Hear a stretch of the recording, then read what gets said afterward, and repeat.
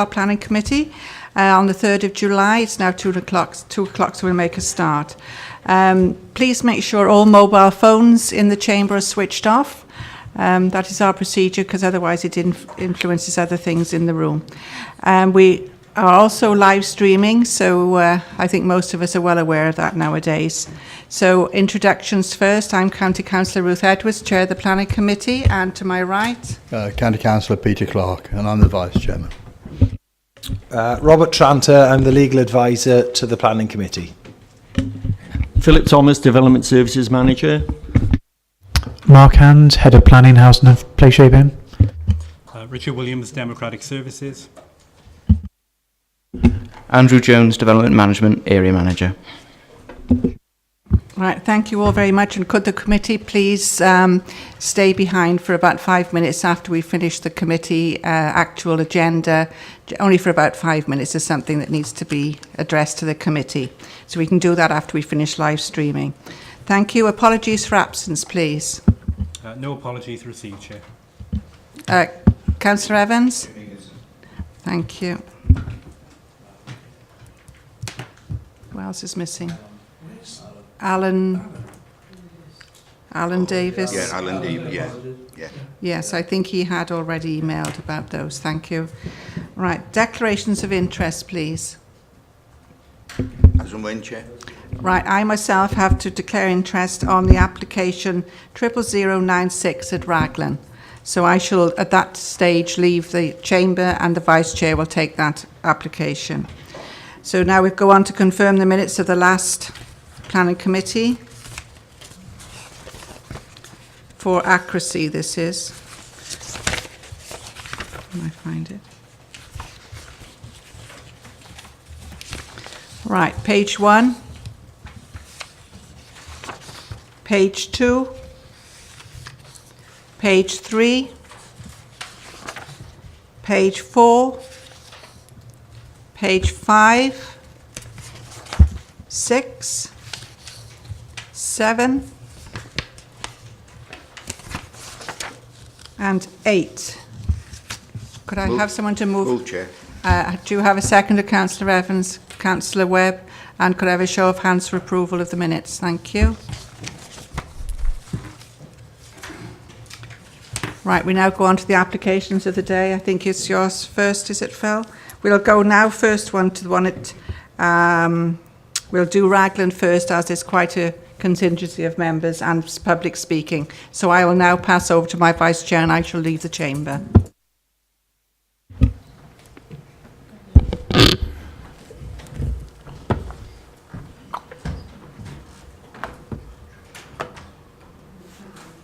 Okay, Phil, are you taking it? Yeah, okay, thank you. So, this application for a single dwelling in the garden of number 6 Kaistory Avenue in Raglan, which is a semi-detached property. It's a proposed new dwelling. It's in the large wedge-shaped garden of number 6. So have a look at the photo. So that's the back of the garden there, looking back towards number 6 and then number 8 alongside. That's a hedge that's running across part of the garden, which would be removed to accommodate the new dwelling. And that's looking back at the more sort of open aspect of the garden, with the dwelling would be sort of in this sort of location where that was taken. That's looking at the side where there's where the access will run down alongside the existing dwelling, down towards the left there of the photo, down towards where the dwelling will be. That's looking towards the neighbouring property, which we visited yesterday. And that's the site plan showing it's a sort of wedge-shaped area. It sits alongside more modern properties to the southeast, which again we walked through and viewed from the garden there. And also it has a boundary with the open space, public open space to the southwest of the site. So that's the existing layout. Slightly odd arrangement in that there's the bottom of the garden, you get to a hedge, and then there's a gate in the hedge, and the garden continues in an L shape to the actual boundaries with the properties in Eberley Gardens and the open space to the southwest. And that's how the new dwelling would fit into the site. It's 2.5 storey, There'd be a driveway running alongside number 6 with parking proposed to be redistributed for number 6. And then the driveway has been moved from the original submission to skirt round some mature trees and then end up in the southern part of the plot where it would there'd be parking and turning as well as a garage there at the bottom of the site.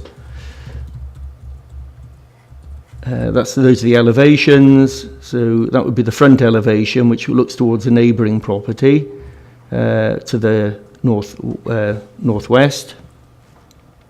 That's the northeast side elevation. That's the property that you would have to envisage being facing onto the more modern property which we visited yesterday towards the end of that particular visit. The southeast elevation there, and the southwest elevation is the one that would look towards the open space, albeit that there are trees in between that elevation and the open space and a hedgerow. So it's the floor plan. So it's ground, first floor. You'll notice that the garage has got a lounge above it, which makes it 1.5 to 2 story. And then there's a roof space, which makes the main dwelling 2.5 story with a bedroom and ensuite in that roof space area.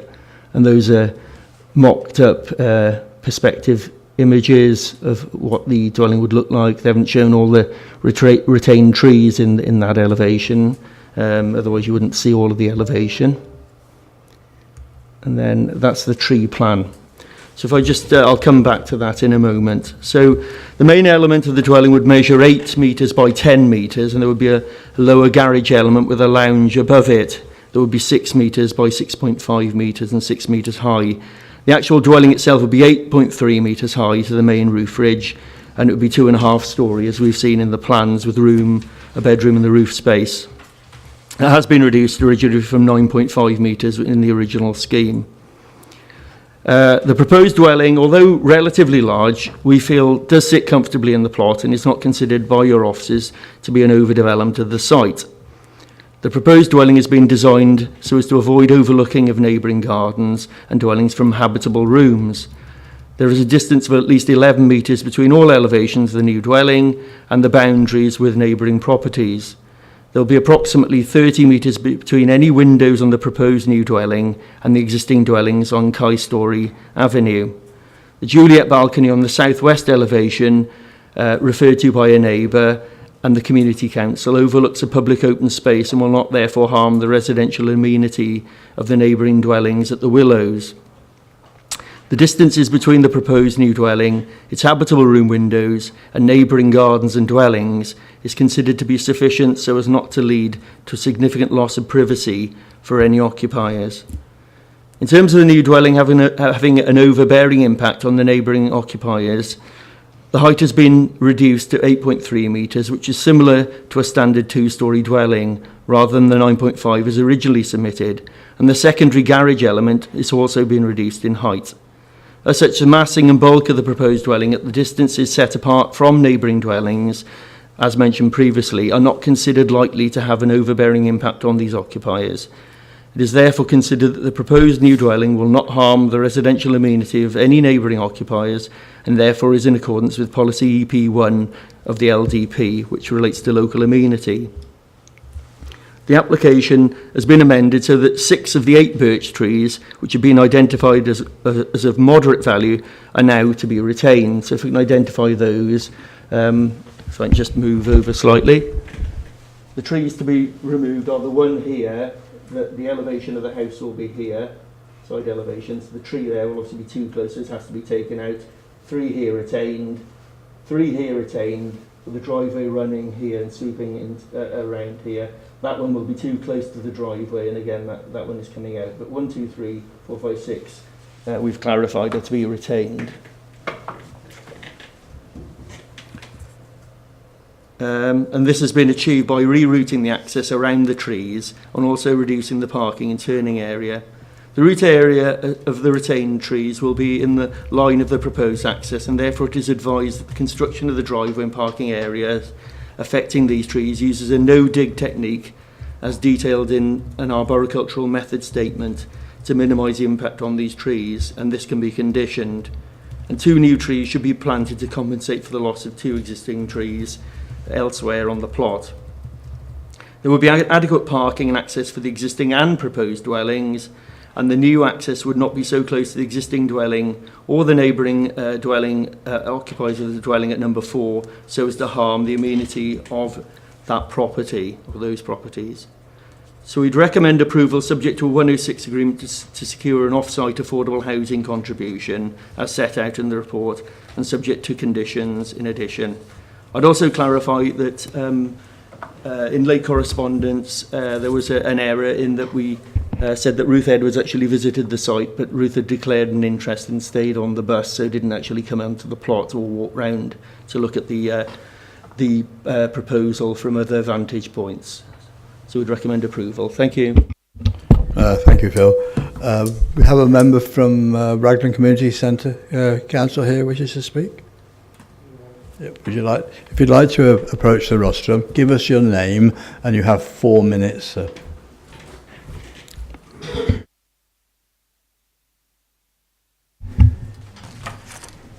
Thank you, Chairman. Thank you, members. Can I thank the members who came to the site meeting yesterday on behalf of the Community Council.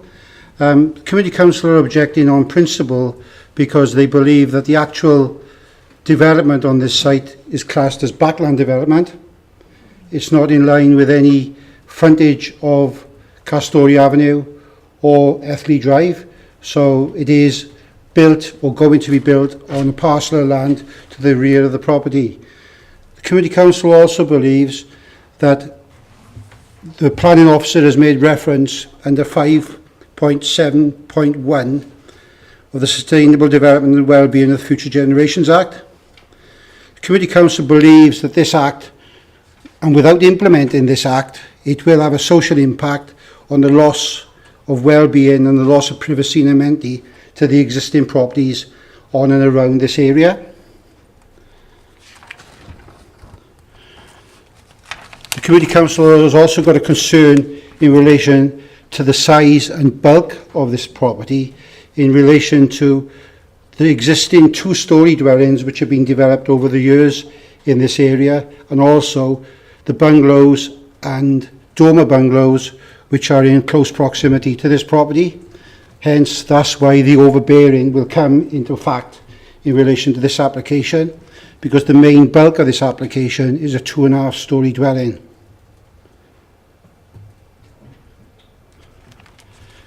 We made reference, and reference has been made by the planning officer under 5.4.1, the Juliet balcony. Yes, the Juliet balcony will have no direct impact over dwellings and overlooking the existing privacy of neighbouring properties. But the Juliet balcony itself provides a loss of privacy to some of the properties on and around that plot where that window will be directly overlooking. The Community Council has written 2 extensive pieces of work in relation to the objection to this planning application, and the Community Council believes that the principal objection to this application is overbearing impact on the neighbouring properties, as I've just said, the loss of privacy to adjoining properties, and the most concerning part of all, the applicant has been advised by the Highways Authority to provide information to them, and at this point at time that information has not been provided to the Highway Authority. It is a concealed entrance on a narrow bend, so there is a possibility of collision and road traffic, and the Community Council also believes that this application is in conflict with policy H3, SD4, NE1, NP5 and MV1. Thank you, Chairman. Thank you, members, for taking the time to listen to me. Thank you very much. I gather we have Mr. Jonathan Pope representing the objectors. If you'd like to approach the rostrum, sir, you also have 4 minutes.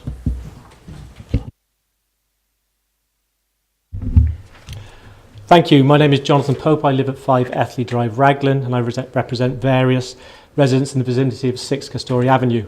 As at yesterday, there were 3 variations of proposals put in by the developer, There's been 60 registered objections to the public, 2 from Raglan CC and 1 from the MCC tree officer.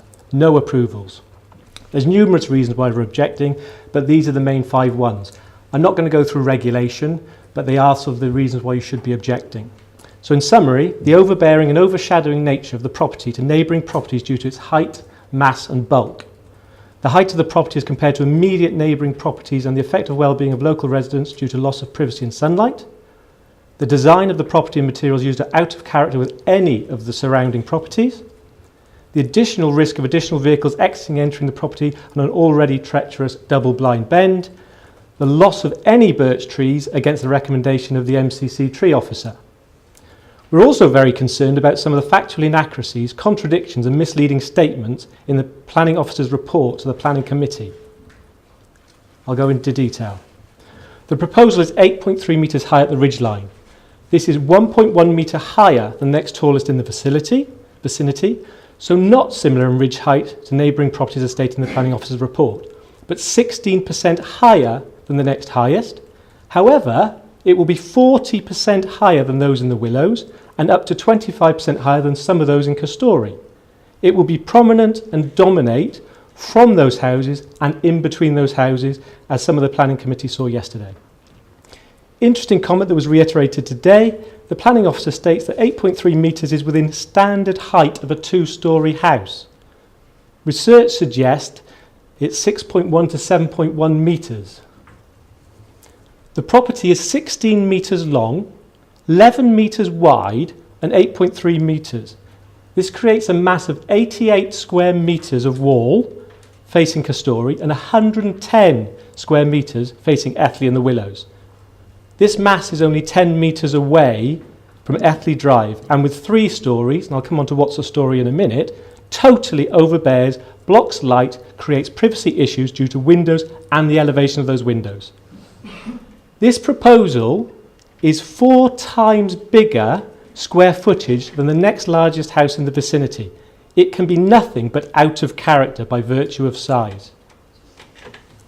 The planning officer report says it uses materials and has a design in keeping with the vicinity.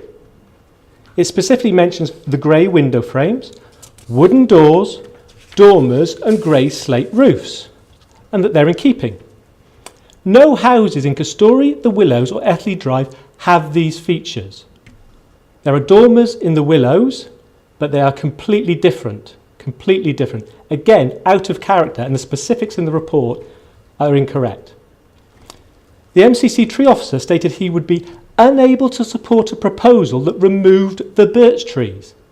Unable to support a proposal to remove the birch trees. The latest plans, which weren't put up just a minute ago, I noticed, shows that 3 trees are being removed. The planning report only says 2. The planning officer has not received further recommendations from the tree officer, so should not be recommending any removal of any of the trees. I'll note here there are bats living in those trees, and I think a survey should be conducted. The blind double bend onto which the vehicles will enter and exit onto is notoriously dangerous. Adding additional traffic to this from both the existing dwelling, the new dwelling, the nature of the increased delivery vans that we get this day and age, plus people parking on the bend, which people saw yesterday, is only a risk to this bend. The road is used as a walk-through by all society, school children to the primary school, and elderly on the way to the doctors. Excessive garden grabbing, as it leaves little garden, just turning space. Mr. Pope, I'm afraid you have to wind up as you've exceeded your 4 minutes. Okay, thank you. I'm on the last one. Misleading definitions regarding stories in the property. It was just mentioned as 2.5. If it was 2.5, then the Willows would be 1.5. They're in your report as well as being 2. Your definition of story throughout the report is misleading. So again, I reiterate the objections. Too high, too wide, too long, leading to a humongous mass and bulk that overbears, overshadows, blocks light with windows that are high, blocking privacy. Out of character, very little design and material that's similar to existing houses, and 4 times the size of neighbouring houses, destroying habitat, risk to life and serious injury due to increased traffic onto a double blind bend. Thank you. Thank you very much.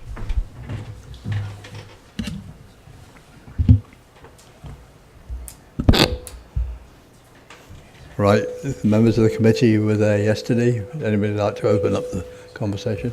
Councillor Murphy. Yes, thank you, Chair, and yes, we had a really good look at this yesterday. Stayed there a long time, and I think we had a quite a substantial look at, around. I've given quite a lot of thought to this, and find myself, well, not persuaded by the resident of Ethley Drive, because I already formed the same opinion as him prior to listening to what he just had to say. I do feel that in the right location, this would be quite an acceptable design, but in this location, I don't find it so at all. I think it is overbearing. I think that it's the wrong property for this location, and I am concerned about the overdominance on several properties, in particular that one in Ethley Drive. So the principle of building on that location, I think, is quite sound, but I can't support the present proposal. Thanks to you, Councillor Blakeborough. Thanks. It does appear that today is an infill agenda. There's a lot of infills for today's meeting.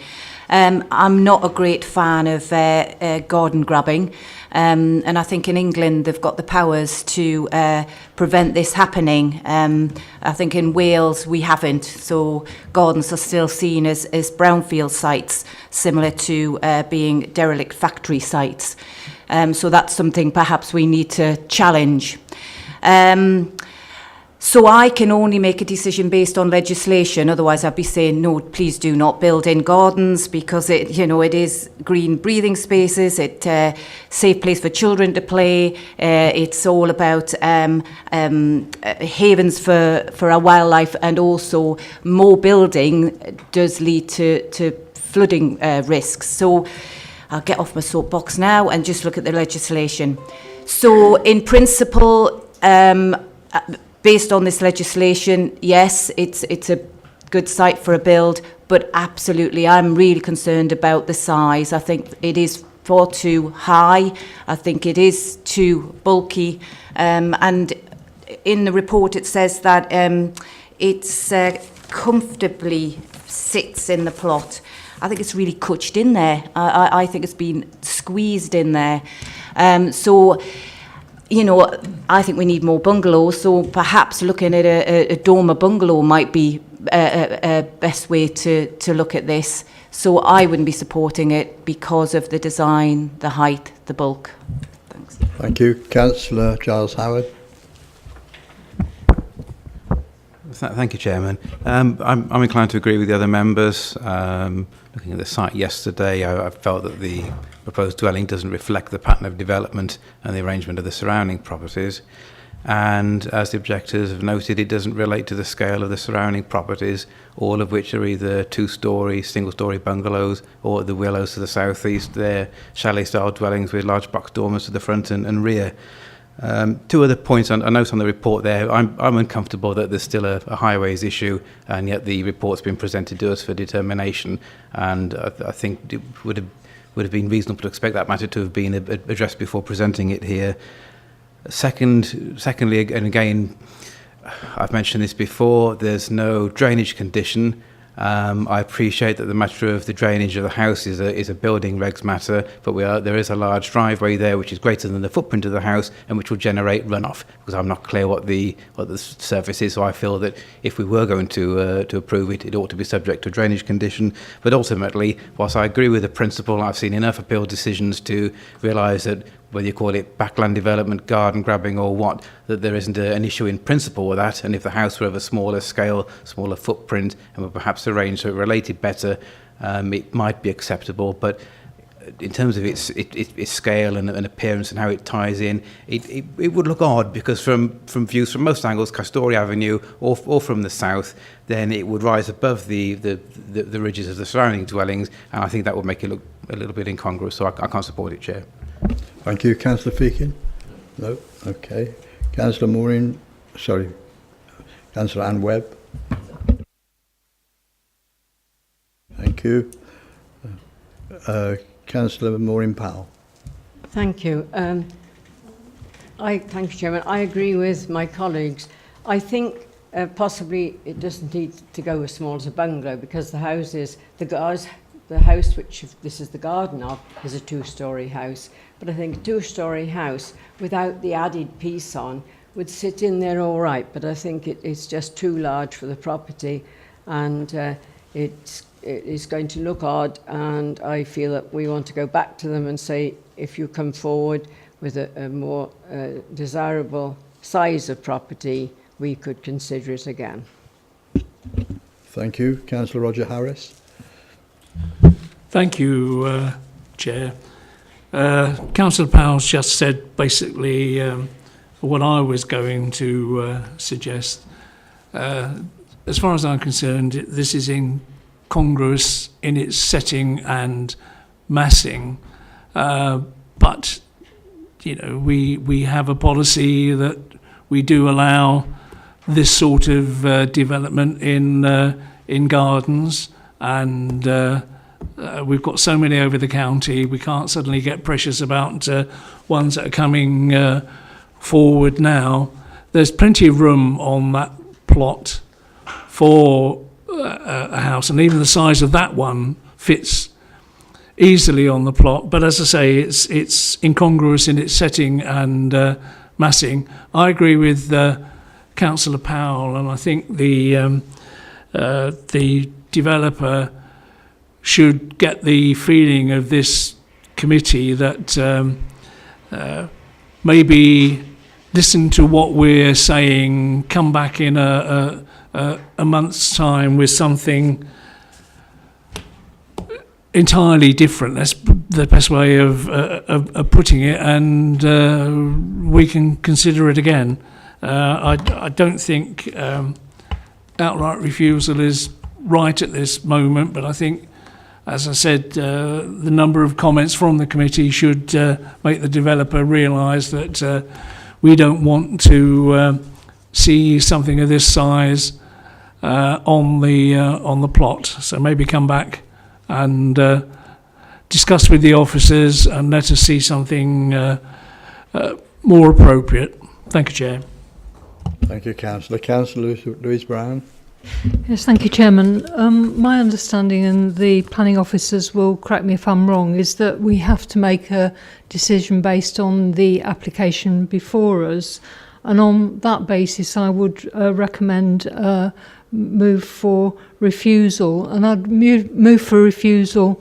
I appreciate there's a difference between England and Wales in terms of greenfield and brownfield sites, but we still have policy DES1, and I'll just read out some relevant sections of that. And it says, contributes towards sense of place whilst ensuring that the amount of development and its intensity is compatible with existing uses. Respect the existing form, scale, siting, massing materials and layout of its settings and any neighbouring quality buildings. Maintain reasonable levels of privacy and amenity of occupiers of neighbouring properties where applicable. That particular policy deals with a lot of the comments that the committee members have made in relation to the massing and siting and how it fits in with the neighbouring properties. It is too large a property for its site and its setting. It's in the garden of a smaller property, and when we walk round the whole of the neighbourhood, all of the properties in the surrounding area are of a different nature, and it would stick out like a sore thumb in very simple common language. But we do have the policies within Wales to recommend refusal. I don't think there's any point in deferring it, because I think it would need a new application with a suitable property that does respect the existing form, scale, siting, massing, materials and layout of its settings and any neighbouring quality buildings, which this particular development does. So, as I say, Chairman, I would move for refusal. Thank you. Thank you. Councillor Jez Becker. Thank you, Chair. A couple of questions for the officers. First off, is it 2 trees or 3 trees? And are there, if that is a material difference, are there any other material differences to what we're looking at in terms of the plans? That I'm advised by the case officer it's 2, and those were the ones I identified on that diagram earlier. Okay. So 6 of the 8 birch trees are being retained. Okay.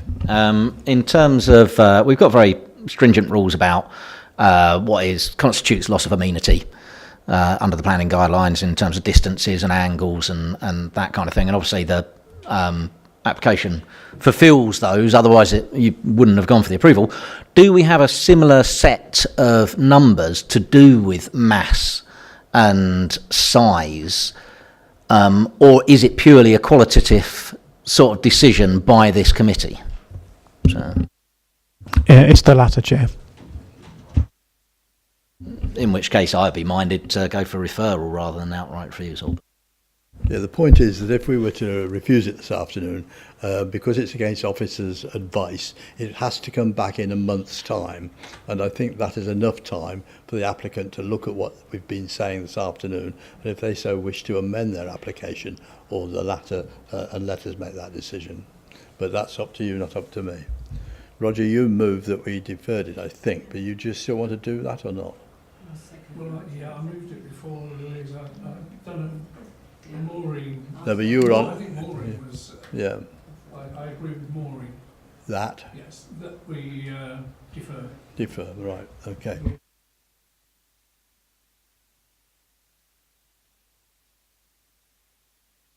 Those of you who are in approval of referring it back to the applicant for them to amend what along the lines we've said this afternoon. 2, 3, 4. Okay, 5. And for those of us, 8 is it? 8. Okay, well, on that basis, we're going to refer it then. So our officers will go back, ask the applicant to bring it back into line with the comments made this afternoon, and we'll see it here back in the beginning of August. Thank you. We'll get Ruth back in to carry on.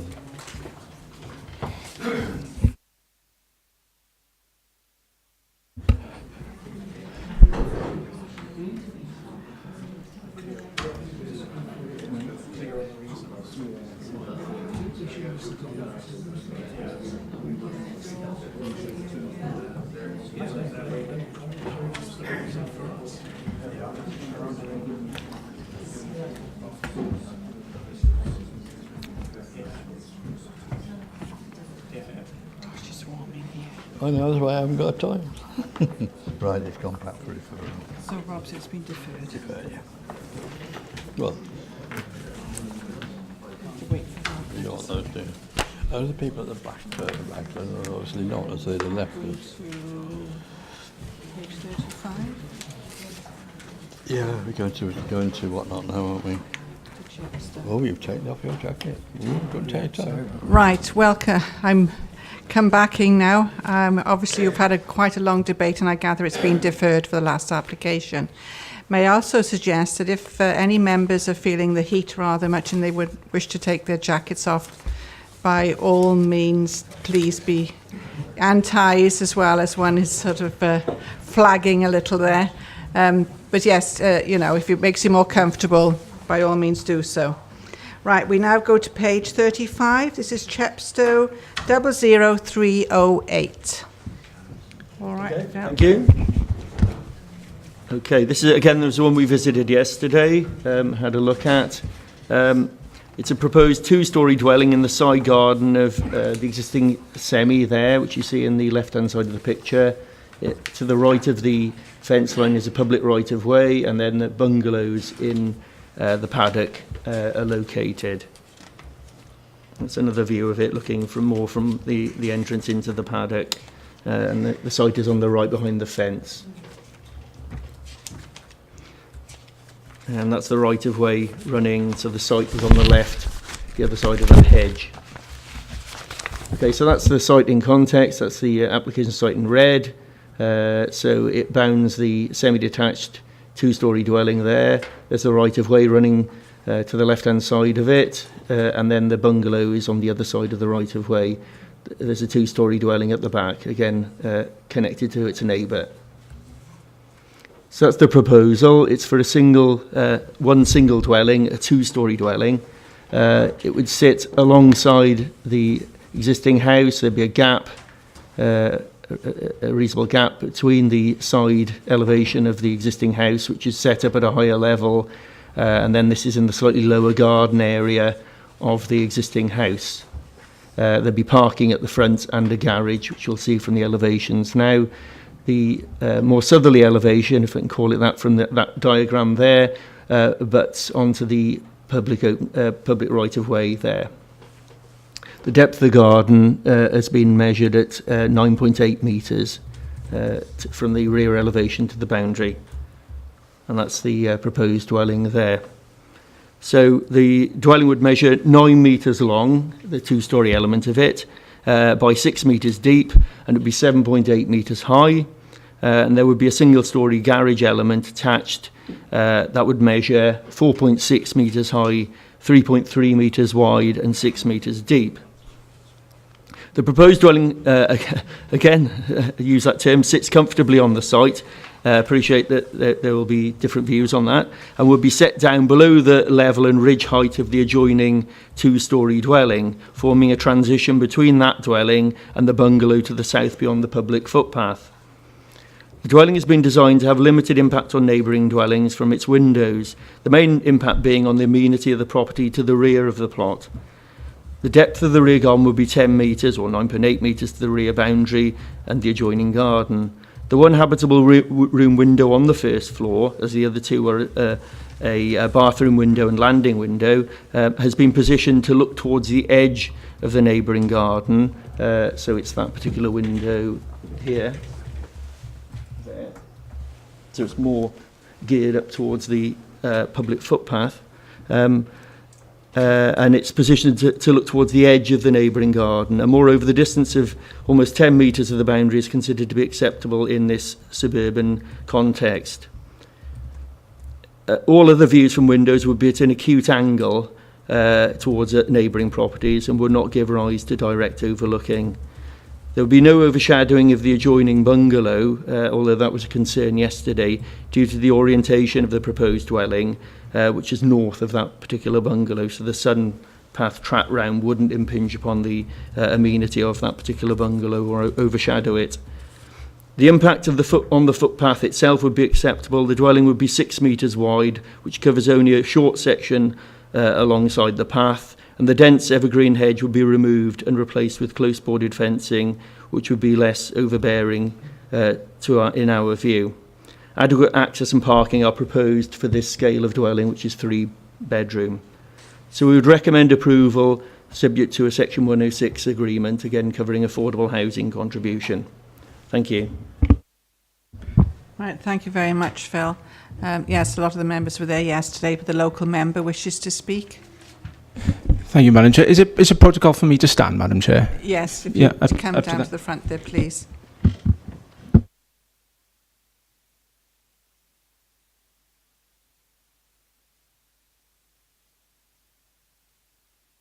And Councillor, you have 6 minutes, and later you can have 2 minutes to sum up if you so wish.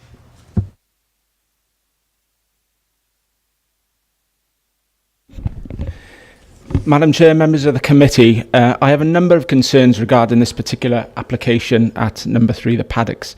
As you can see from just a small amount of residents who are here with us today and those who turned out yesterday, they too have considerable concerns and would like nothing better than to see this application refused, a step that has already been taken and taken unanimously by the Town Council Planning Committee. Now, I'm going to leave the technical detail to Mr. Prosser, who will be speaking on behalf of a number of the objectors in a moment.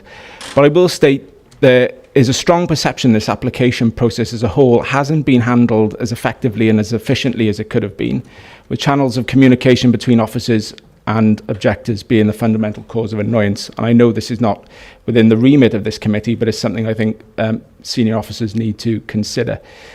There was a late amendment to the application submitted last Friday, and local residents or I haven't had the time to consider this, and I wonder, Madam Chair, if there are grounds for deferral, and I would be interested from officers to hear if there is a technical reason why this late application has been deemed acceptable without further consultation.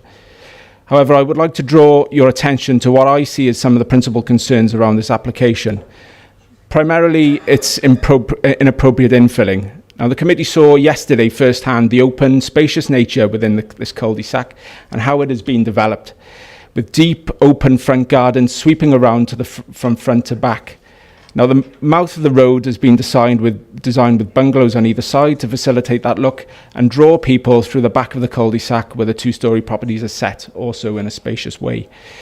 Having a near 8-metre high new build right at the mouth of the road, drawn right to the front of the pavement and sat adjacent to bungalows, would completely destroy the aesthetics and feel of the locality.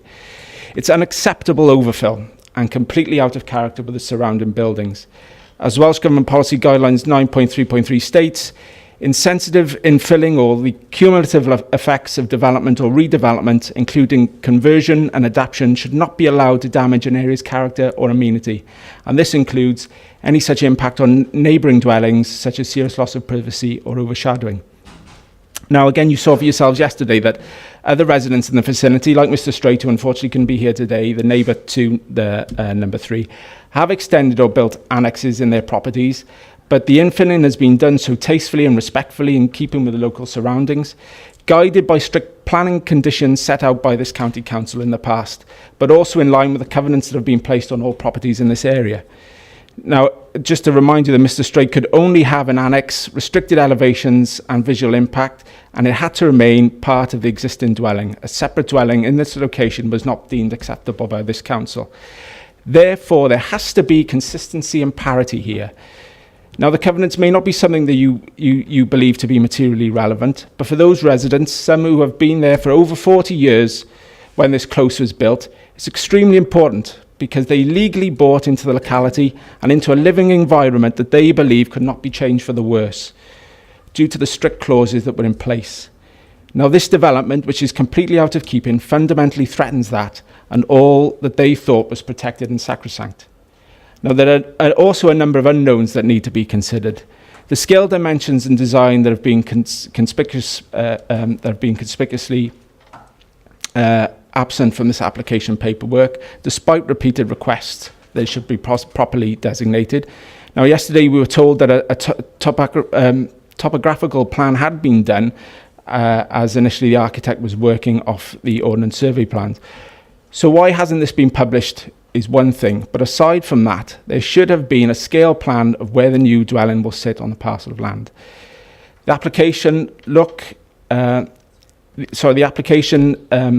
also states about flood risk and that there will be soak away, yet 3 feet down there is bedrock, and I have no idea how the architect has planned to allow sufficient drainage to take place, which will not cause run back into the garden of the back dwelling in 14 Warwick Close, which would potentially cause his garden to be waterlogged in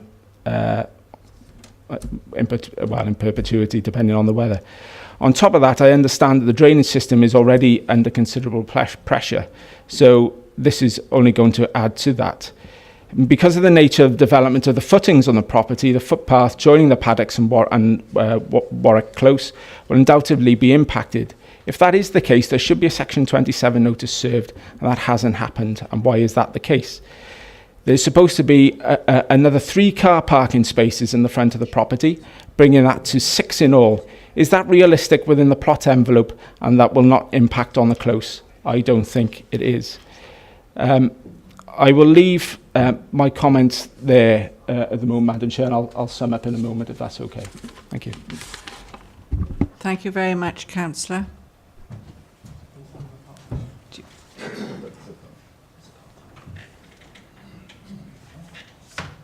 Do they wish to comment? I believe we have... do you wish to comment at all? No, not now. Yeah, sure. Right, thank you. Yes, a couple of process bits there to pick up on. I just remembered to remind committee that they're looking at the planning merits of the case. In terms of the query about the certificates, my opinion would be, and perhaps Rob could correct me if I'm wrong, but simply having a wall abutting a public right of way wouldn't mean we need an ownership notice on the land next door, and in any case the purpose of an owner's notice is to tell the owner of the land the application exists. As a footpath, it would be us as a council, it would be highways are consulted on the application, so I don't think there'd be any mileage in that one anyway. The query that was raised about the change on the application, there's only one change, which is to do with the application form. We've had a new application form in with section 9 updated, which is a box which asks, is the applicant related to a member of staff or an elected member, and that's been amended to confirm that the applicant is an employee of the council working in a leisure centre. So again, that doesn't change anything in terms of our assessment. Were they somebody that we work closely with, either within the planning team or somebody like a highways colleague, that would bump it to committee, but it's already before committee anyway. So that makes no difference to anything material for residents or yourselves as a committee. I think they were probably the main points. Oh, there was a query about having the plan, the block plan scaled or dimensions. The plan that's on the screen there has got dimensions on. Are we saying it's drawn to scale, Phil, anyway? Yeah, I believe it's drawn to scale anyway. So that's sufficient in terms of making the application valid legally. The topographical survey, I can understand why it would be helpful, but it isn't a requirement for us to make the application valid. It is something we mentioned to the applicant yesterday, and it was going to get sent through, but I haven't seen it. But the case officer's not in work today, so it could be that it's in their emails. But our opinion is we've got enough information before us to properly assess the application and make a decision. Thank you for clearing all those points up, Mark. I believe we have someone speaking for the objectors. If you would kindly take the stand. Please state your name, sir, and you have 4 minutes. Thank you.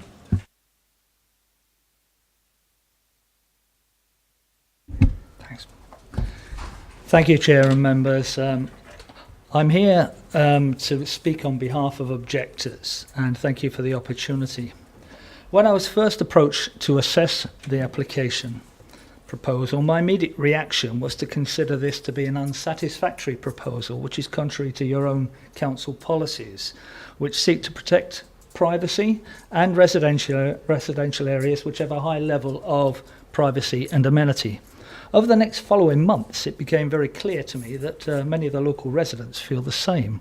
These objections have been echoed on 2 occasions by the Community Council, being the Chepstow Town Council. And I'm tempted to say, in the face of the officer recommendation, that not all of these residents and the Town Council can be wrong. In fact, as a planner with only over 46 years of experience, I think they're right. This proposal is objectionable against your policies and for reasons which I will be going into. In the report evaluation, it is suggested the proposal is policy compliant. It is not.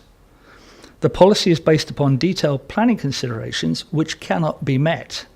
National government guidelines require that insensitive or inappropriate infilling should not be allowed to damage an area's character or amenity. Your own council policies seek to protect areas with high standards of privacy and spaciousness. This is certainly one of those, as members who went to the site yesterday will have seen. What strikes you when you enter this street is a 6-foot fence which projects in front of all of the buildings. All other frontages are open.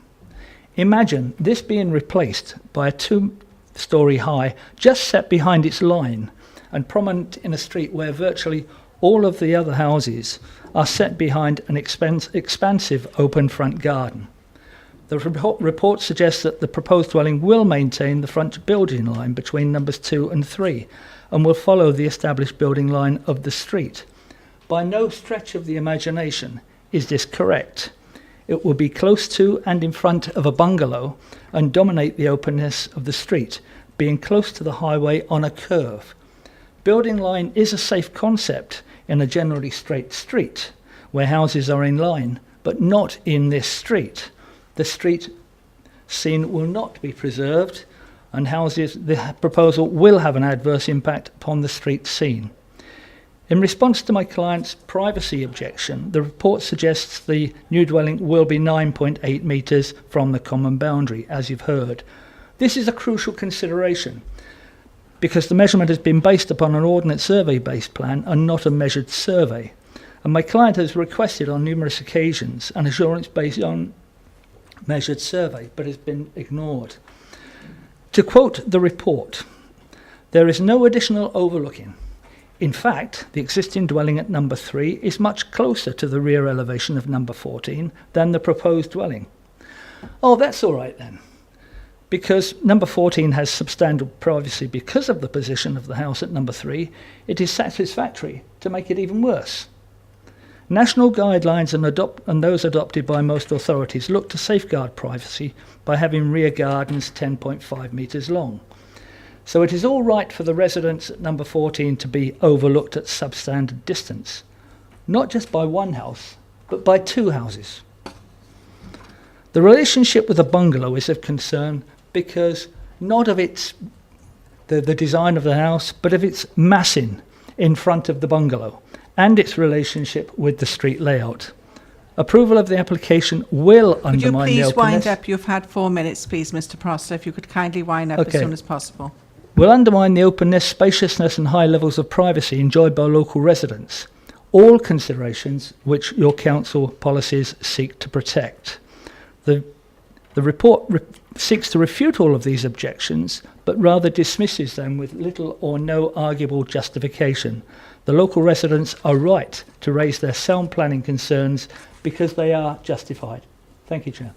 Thank you very much.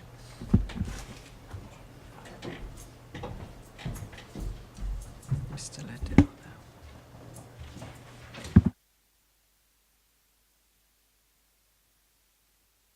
Thank you. This is now the agent who wishes to speak on behalf of the applicant. You also have 4 minutes. Okay? Please state your name. Thank you, Madam Chairman. Thank you. Let me first put to rest the question of a topographical survey. I did say that there was one at the site meeting. I was mistaken. We have a plan that is based on an ordnance survey, but which has been properly measured on site by me to make sure that the perimeter of the plan itself was correct, and it is correct. Hence, on the drawing we have marked the actual dimensions that are there. Those dimensions are correct. So you have correct information before you. Can I just say that the most important point of this application is your office's advice that the proposal is policy compliant. I have had approaching 50 years experience in the field, and I would not have encouraged the applicant to submit the application if I did not think that the proposal was in accord with planning policy. There is no planning policy objection to the proposal. The application complies with planning policy, so perhaps I should just sit down. I understand that you have to consider the points made by objectors, but all of the points of objection are totally overruled by the fact that the proposal is in accordance with planning policy. Looking at the details, car parking, 3 spaces shown, complies with planning policy. Privacy. Number 14 Warwick Close is not directly behind the proposed dwelling, and the proposed house is further away than is number 3, the Paddocks, which you have already heard. Number 3 has a 5.8 metre garden and is a total of 12 metres away from number 14. The proposed dwelling has a 9.8 metre garden, and there is over 20 metres distance between habitable windows to bedrooms to the first floor. 20 metres is the standard for housing estates, or at least it used to be. It has been reduced in many occasions. The garden ground is broadly level, albeit with a side slope. This can clearly be seen by the height of the concrete blocks to the underside of the timber fence, and comparing this height to both sides of the fence would show that there is little difference in the ground levels. Design and character. The front elevation maintains the building line and is partly in front of number 2 and behind number 3. Design is similar to other dwellings in the area. There are many other situations where there is a 2-storey house next door to a bungalow. Might I also say that we're not talking about a 3,000 square foot mansion here. We're talking about a small house that's in the region of 1,100-1,200 square feet, something like that, and is totally in character with the other houses, the design of the other houses in the area. There are 9 street scene. There are 9 houses in the paddocks that can easily be extended to the side, and of those, 7 have provided 2-storey extensions. It would be wrong to describe the paddock now as set out in a particularly open way.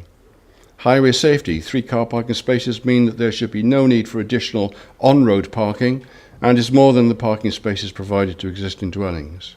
Footpath, the proposal will not encroach onto the footpath, unlike the existing Leylandii hedge or the plants to the front of the garden of number 2, which encroach onto the pavement.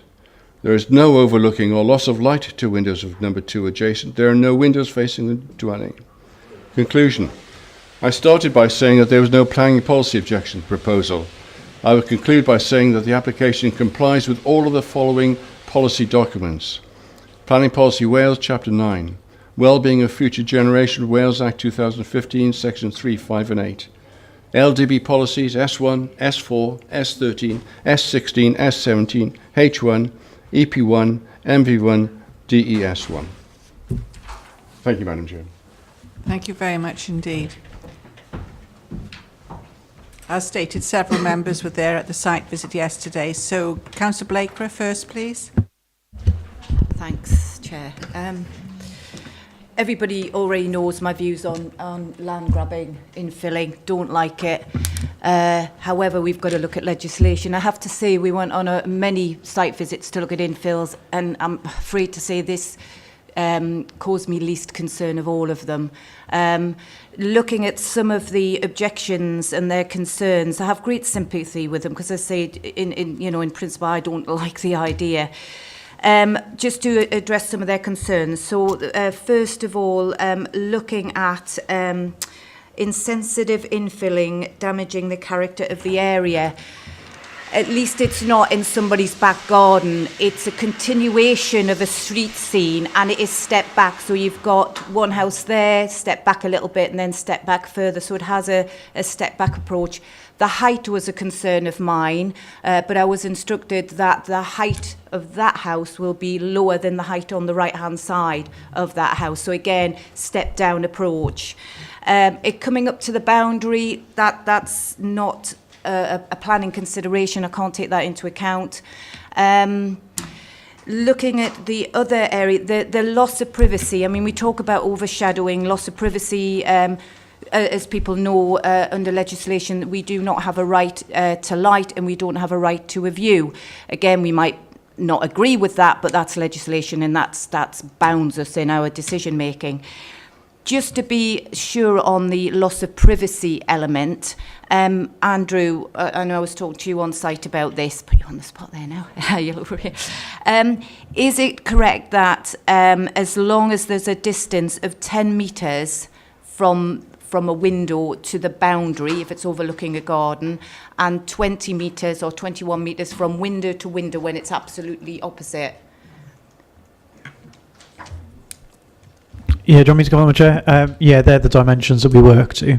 So 10 metres first floor window to the boundary to give an element of privacy beyond the fence.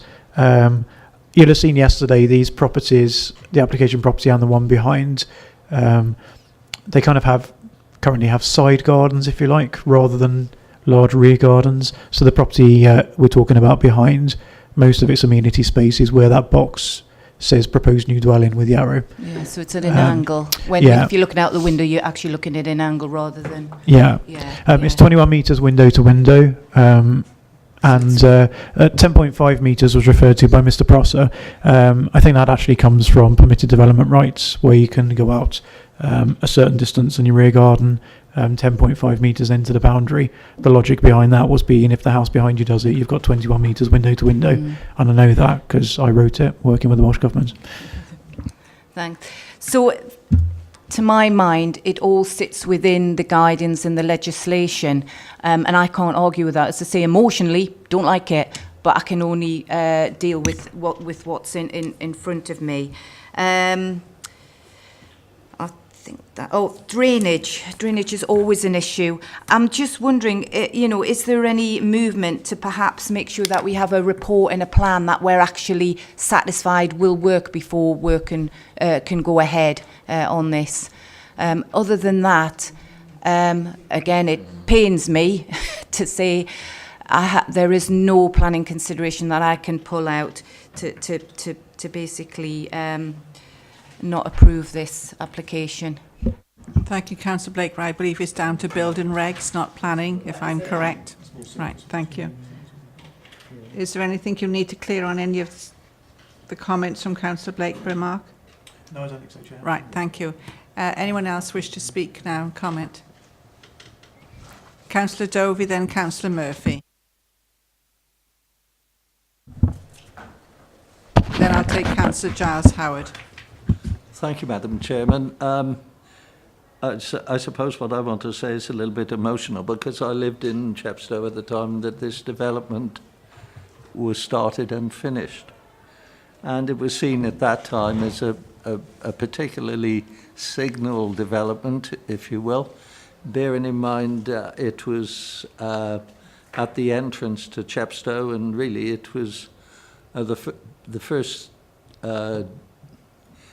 significant development that gave you an impression of Chepstow and what it was like in terms of quality and care and design. So that's where I stand. Basically, at that time, the design was holistic. It recognized the importance of the location. As I said, it recognized the entrance at Chepstow. Since then, it has remained largely intact, and all the alterations that have been done within it have been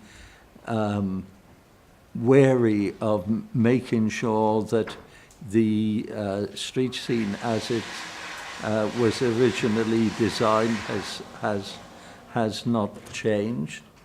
I am concerned about the extra parking here, which is excessive, and at the front of the new building, where that is at odds with regard to the design of other buildings there, where they are lawn fronts, not parking areas, as so many of them turn into nowadays.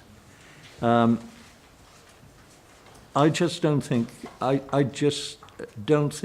this is the right development for the area.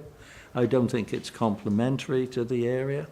I can see that perhaps if you have one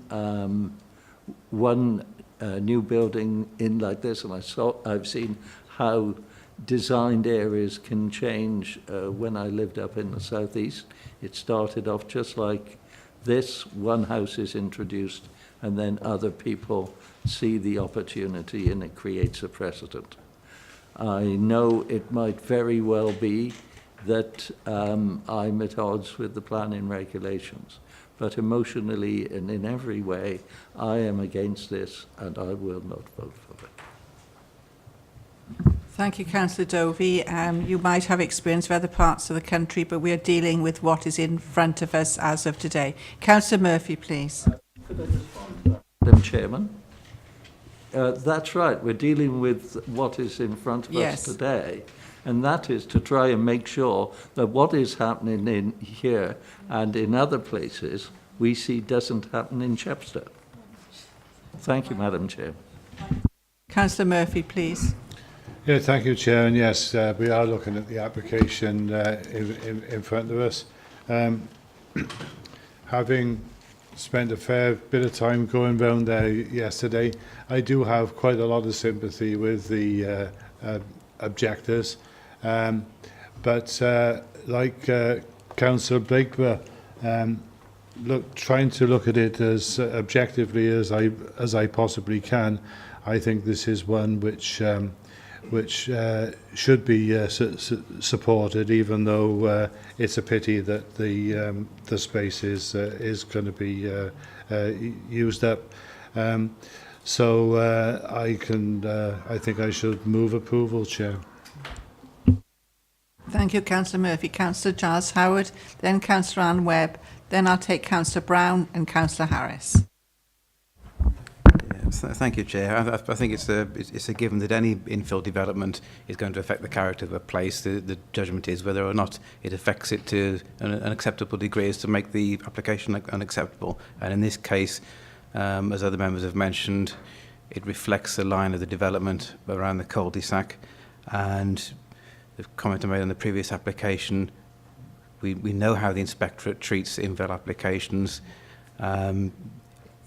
Providing that amenity and privacy and visual considerations are dealt with satisfactorily, we can't really argue against the principle unless we've got some very sound reasons for doing so. I mean, I do think, I'll just touch briefly on the matter of the annex that was raised by Councillor Pavia.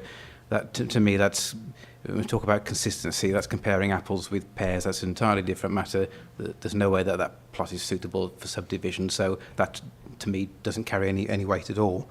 The issue with the amenity for me is the property on Warwick Close, and I note that Phil's referred to the bathroom window being on the top right of the rear elevation, and that the window next to it is a landing. Am I right, Orvo? Yeah.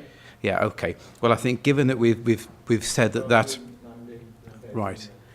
Since we've said that mitigates concerns about overlooking, then I think that's sufficient reason for us to condition any consent for both the bathroom and the landing windows to be obscure, glazed and retaining perpetuity as such.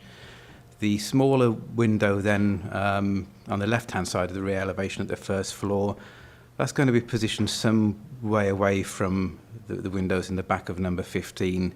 I think somebody mentioned there was about 20 metres separation between the two. There's quite an angle of skew there as well, which...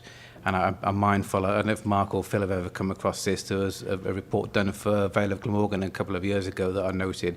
And it talks about how the separation distances can be relaxed as the angle of skew between the properties increases. And I think this is an example of how there wouldn't be direct overlooking into the property or habitable rooms from that top floor window. Similarly, if you look at the block plan there, views from that top floor window towards the bungalow and the annex that the other neighbour mentioned are going to be partly obscured by the side elevation. But in essence, I don't think that it exacerbates the overlooking that already exists there. Somebody else mentioned that the bungalow is the new property set forward of the bungalow. As you look at the plan there, okay, there is no right to light in planning terms, but there is a Prescription Act of 1832. That's a matter separate to planning. Some authorities use a 45-degree rule, and if we were to use that, I can see that the position of the closest window in the bungalow is the angle from the centre point of that is easily greater than 45 degrees. So on that basis, I don't like houses with large gardens being subdivided, but I know that if we refuse this, we're on to a loser. So for the same reasons as Councillor Murphy and Blake, but I have to support it. Thank you, Councillor Howard. Councillor Anne Webb.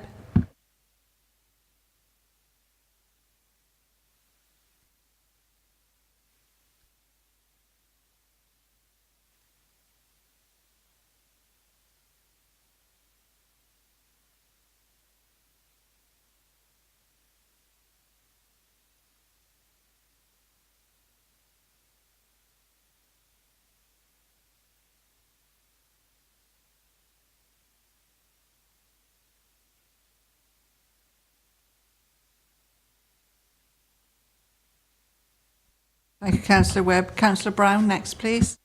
Yes, thank you, Madam Chairman. It is a development that I personally don't like. I don't like to see this squeezing in, and I do think it's very unfortunate that there aren't clear guidelines in national planning policy, say from the minister who deals with planning policy, to actually say on a well-being basis that gardens do actually need to be retained and, you know, perhaps seen as greenfield sites as opposed to brownfield sites. Having said that, unfortunately that isn't the case, and I would make a plea that there would be a change in policy, but we have to deal with the policies that we've got.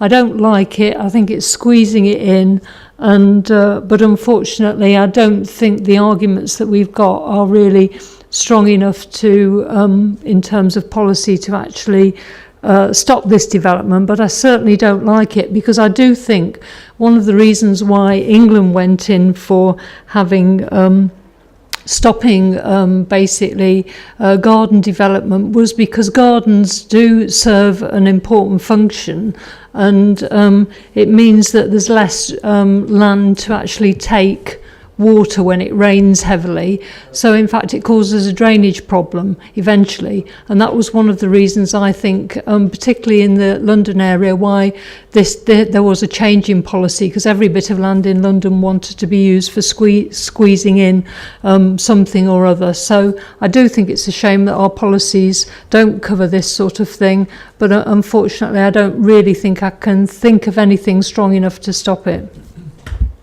Thank you, Councillor Brown. Councillor Harris? Thank you, Madam Chair.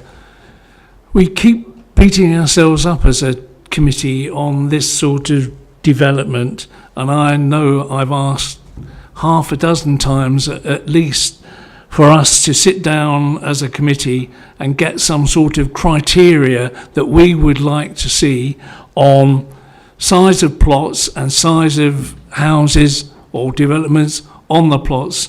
We never do it. It is policy to allow infilling in most parts of the county, so we've just got to go along with that, unless, as somebody said, we change that policy. And from what I see here, there is room on that plot. I've seen much smaller plots with bigger developments proposed on them. I don't think we can argue with the policies that we've got here at the moment. If we're fed up, and it sounds like a lot of people are concerned about it, let's sit down and talk about it, see what we feel, and then pass our views up, so that maybe we can stop getting in a froth every time this sort of thing happens. I personally can't see any reason here to disallow this development, and I think it's been proposed. If it hasn't been seconded, I will, but I will be voting for it. Thank you, Madam Chair. Thank you, Councillor Harris. I allow Councillor Howell, you wish to come back and comment? Yeah, it's a related point to what Councillor Harris has said, and I agree with him, and I raised it before as well. I think before George retired, it was that long ago, that we really don't help ourselves by not having any kind of SPG that deals with householder design or for small scale development. And Mark, you know the inspectors do lend SPG weight, and I've looked at Newport's authority you were at before, and I thought that was really good and established some clear principles. So why we haven't done that yet, I don't know. We have to wait for the new LDP. For goodness sake, let's give it a priority, please, and see if we can produce something. Thank you very much, Councillor Howell. Mark, do you wish to comment? Yeah, I was going to wait until after the vote to just talk about that topic more generally from what Councillor Harris has said. But there is scope for us to have supplementary planning guidance now under policy DES 1. So there is something we could work on. I'm mindful of resources. Obviously, we're just cracking on with our new LDP, and that needs to be the priority. But equally, do we really want to wait 3.5 years until that plan's done? So it's something that we could work on with you and could do. Yes, that's an action we could take forwards. I'll leave the vote for this one after members have finished and Councillor Pavia's had his 2 minutes summing up, and just come back with a more general comment as well. Sorry, I would make one more point though about drainage. As a point consistently raised, but developments do need to demonstrate it's got a greenfield runoff rate. So in other words, the amount of water running off in the site is the same as if it were still a garden. That's the same in England and Wales. In Wales, SUDs have now been introduced and kick in early in 2019. Interestingly, they're not doing that in England, but that's a whole other argument for another day. But the greenfield runoff rate does give members some element of comfort that there won't be this kind of flash flooding type issue coming about. Thank you. Talking about water, and we're all desperately in need of it at the moment. Councillor Pavia, do you wish to thumb up, please? You have 2 minutes. Councillor Paver, could you please hang on a moment? Councillor Brown had her hand up and I didn't see it. Yeah, Councillor Brown? obviously I don't know which way the committee's going to go, but I think a condition has been proposed in relation to windows, and I think that needs to be considered within whatever vote is taken. Thank you. Right, Councillor. Thank you, Madam Chair. So to sum up, the residents of the Paddocks and Warwick Close, who I'm represented here today, are not NIMBYs. They are not against growth. They understand the need for more local housing, and potentially, if an application was submitted that was more sympathetic to the environment and the surroundings, they would probably support it. But this application is not. As I stated earlier, a number of residents have extended or built annexes to their properties, but the infilling has been kept with the local surroundings and guided by strict planning conditions. I hear what Councillor Giles Howard had said earlier on, but in fact the neighbour, Mr Straight, his back garden and the property there is the same size as the back garden and the area that we're looking at, so he's wrong in that regard. We as elected representatives are here to improve the health and social economic well-being of our residents, and our planning system must reflect that. And I don't think we should be afraid or inhibited by the Planning Inspectorate or Welsh Government in that regard. I think we should push that. As our development plan states, there is a need to ensure that all new development is of high quality, sustainable and inclusive design and respects and enhances its surroundings. Development of an inappropriate scale and character will not be supported. This shouldn't be supported, in my view. You have seen for yourselves that other than the applicant and the architect who have vested interest in this application, no one is in support of this application. There are scores of objectives. There are a number here today, there were a number here yesterday, on site yesterday. My question to the Planning Committee is, what is the point of local consultation in planning development if we're simply going to ignore those views? Thank you, Madam Chair and members, for giving me the opportunity to voice the objections on behalf of local residents. Thank you, Councillor Pavia.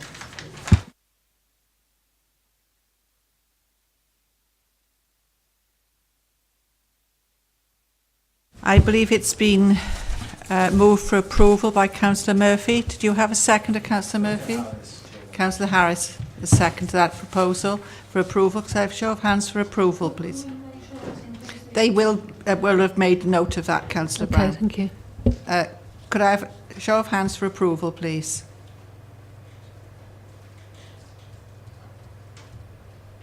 That's 10 for approval, Chairman. Those against the application?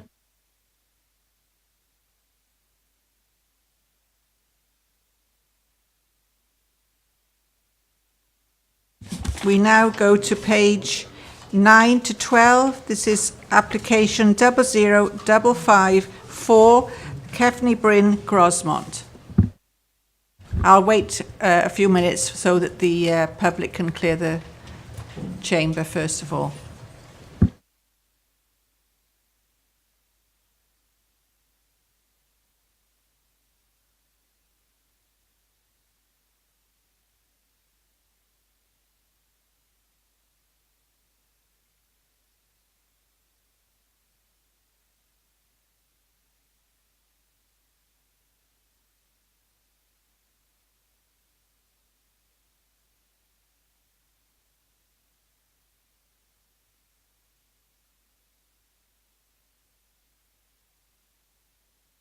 Thank you. Is this yours? It's Andrew. Thank you, Andrew. Okay, thank you, Madam Chair. If we first have a look through the site photographs. So this is a site in the village of Grosmont. So the first photograph is looking almost back towards the village. This would form part of where the access would be. And if we just skip through, there's a couple of views of the existing garden area. And then there's one of the rear part of the site. And a view to the north. And you can see the site there edged in red. So it sits to the south of an existing dwelling, Kevin Bryn, on the sort of northern periphery of the village of Grosmont. So it's a full application for a 3-bedroom dwelling. So the site is within the Grosmont Conservation Area. It's also within the development boundary. Phil, if you can just move to the plans. So the scheme has been subject to quite significant amendment following negotiations with highways officers as well as our heritage officers. The original scheme would have seen the front portion of the site subject to substantial excavation to provide 3 off-street parking spaces and a turning area. That, however, would have resulted in a 5-metre high retaining wall. So that drew objection from the council's heritage officer. The scheme has then been amended accordingly to the layout that you now see, with 2 linear parking spaces to the front of the site. The dwelling itself, if you want to skip to the next slide, Phil. So it's a 3-bedroom dwelling, 7.3 metres in height, 8 metres in width, and 9.6 metres in depth. Be finished with a traditional palette of materials, natural roof slate, smooth render and stone. So in terms of our consideration, there's been objections from both the Community Council of Grosmont and the Council's own highways engineer.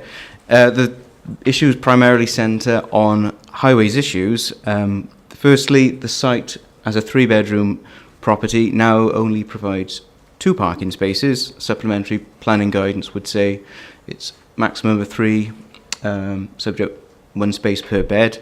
And the other concern raised by both the highways engineer and the Community Council relates to highway safety reasons in terms of the ability of vehicles to park safely and egress the site in a safe manner. But in terms of the consideration, they say the site is within the development boundary for Grosmont, so a dwelling is considered acceptable in principle. The building itself has been reorientated in line with advice from the council's heritage officer. It's considered to be a modest property set within a good-sized plot comparable to those around it. In terms of residential amenity, the outlook is front-facing. There are no first-floor habitable windows on the side elevations. And in terms of the parking issue, whilst the guidance is there, would set out 3 parking spaces should be achieved. It is there as guidance, and as officers it's for us to take a balanced view with safeguarding the character and appearance of the Grosmont Conservation Area, and it's considered on balance that arrangement with the 2 linear parking spaces is acceptable. So therefore, subject to the conditions set out in the officer's report, including a landscaping plan to be submitted and then implemented, it is presented to members today with the officer recommendation for approval. Thank you, Andrew. The local member isn't a member of the planning committee, and he himself is not able to speak at committee today.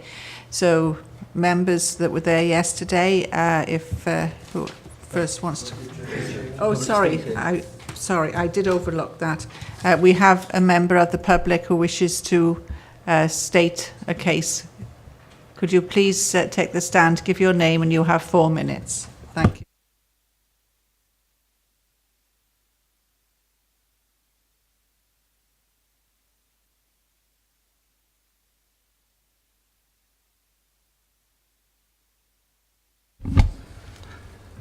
Thank you, Madam Chairman. My name is Ed Walker. I live at Tolson House, Grosmont. Firstly, I would like to say thank you to yourself and the committee for allowing me to speak this afternoon. I wish to make it clear I'm speaking on behalf of myself and other objectors. Whilst there are many issues that concern us, there is one issue that stands out above all others. That is road safety. Surely, people's safety is paramount. The report before you makes reference to the highways comments, but if you read the highways report in full, we feel that it does not truly reflect the gravity and concerns of the highways department. In both reports, the highways department recommend, in both instances, they strongly object to linear parking. The highway report recommends that on highway safety grounds, the application should be refused.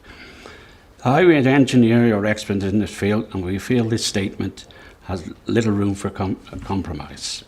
The highway described B4347, a strategic route, which is correct. The A465, the main road between Abergwen and Hereford, links North and South Wales. It has a low bridge detector at Langua. Alternative routes past the site in question, which is sited on an S-bend at one of the narrowest points of the road, parking area. The planning report states issues regarding parking have been addressed. Clearly, this is not the case. The revised layout plan is worse than the previous one. I've prepared drawings to scale. At this point, I hope you've all received, I did email you with the drawings. I have measured my own car. Dimensions for the car with one door open exceed the width of the parking bay by 200 mils. If you are skilled enough to park within 150 millimetres of the retaining wall, it would mean the door would open and would exceed the carriageway by 350 mil. With the obvious danger to all parties. In short, this scheme is totally unworkable. This is not the first time this has happened. The previous application showed spaced parking. When I pointed out to the planning officer this simply would not work, she obviously accepted my point and revised plans were duly prepared, which are currently before you. Any person occupying the near side seat would need to get out of the car before parking, as it would be impossible to get out of the car being 150 mil from the retaining wall. Any vehicle attempting to park would make a considerable amount of manoeuvring, thus endangering other road users. This point highlighted by the highways. Item 5.4. This has already been referred to. The application is for a normal 3-bedroom house, therefore 3 parking spaces. This application does not comply with the Council's own supplementary guidelines. My understanding, guidelines do not exclude conservation areas. Item 5.6.2, highways offer no objections to the drainage. No, they don't offer any. They recommend in refusal. So therefore, any comments on drainage would be irrelevant. Anyway, going on to drainage, Monmouthshire County Council policy is that no water should discharge onto the highway, and any soak-away should be sited a minimum of 5 metres from the highway. I know that's correct. I've been subject to it myself.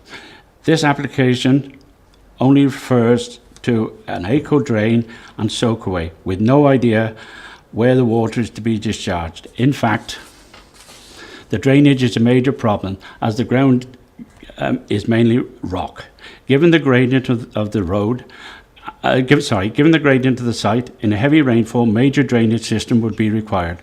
Failure to provide a suitable system in winter conditions, water will flow directly onto the highway, which in sub-zero temperatures would form a large section of ice. Coupled with the gradient of the road on an S-bend, the consequences could be horrific. Excuse me, Mr. Walker, could you please wind up? You've had 4 minutes. Sorry, Madam Chair.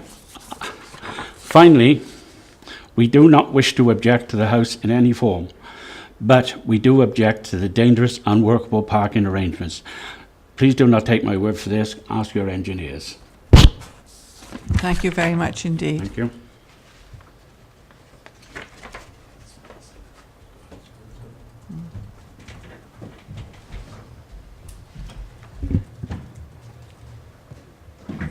We now also have the agent's right of reply. If you could take the stand, and you also have 4 minutes, please.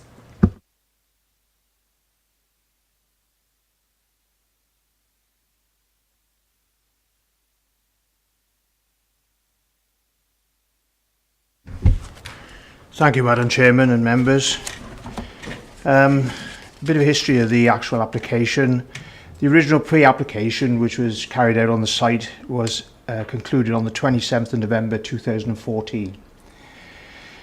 The original advice was that we could do a scheme with parking off-road, and that was the advice from the planning officer, which we followed to try and achieve that. As a result of a meeting with the head of planning, conservation officer and the planning officer, it was agreed that we would revise the scheme to minimise the impact of the parking arrangement. And although we could only provide 2 spaces, it was considered adequate for that to happen. Visibility displays, we've got 105 metres towards Grosman Centre, and 56 metres towards the Kenchurch direction from the parking bay. The method of parking in a linear system is a reverse parking manoeuvre, quite regularly carried out, and also part of the highway code. So the principle of parking is not a problem. The parking bays are 2.9 metres from the road edge to the stone wall. I would draw your attention to normal car parking arrangements. If you go to any supermarket or Monmouthshire County Council car parks, the bays are 2.4 metres. And if this car is parked either side of you, you have to get out of your car. So the point raised by the objector isn't relevant. We've got 2.9 metres there, which gives extra space both sides for everybody to alight from the vehicle actually in the parking bay. The other point is there's no parking restrictions in Grosman. There's no white, yellow lines or anything else, and so therefore anybody can park anywhere in that village and you can't stop them. So I would look at the building. It's a traditional building. Everybody had a look at it yesterday, and I would just move that you support the application, please. Thank you for your time. Thank you very much, Mr. Spencer.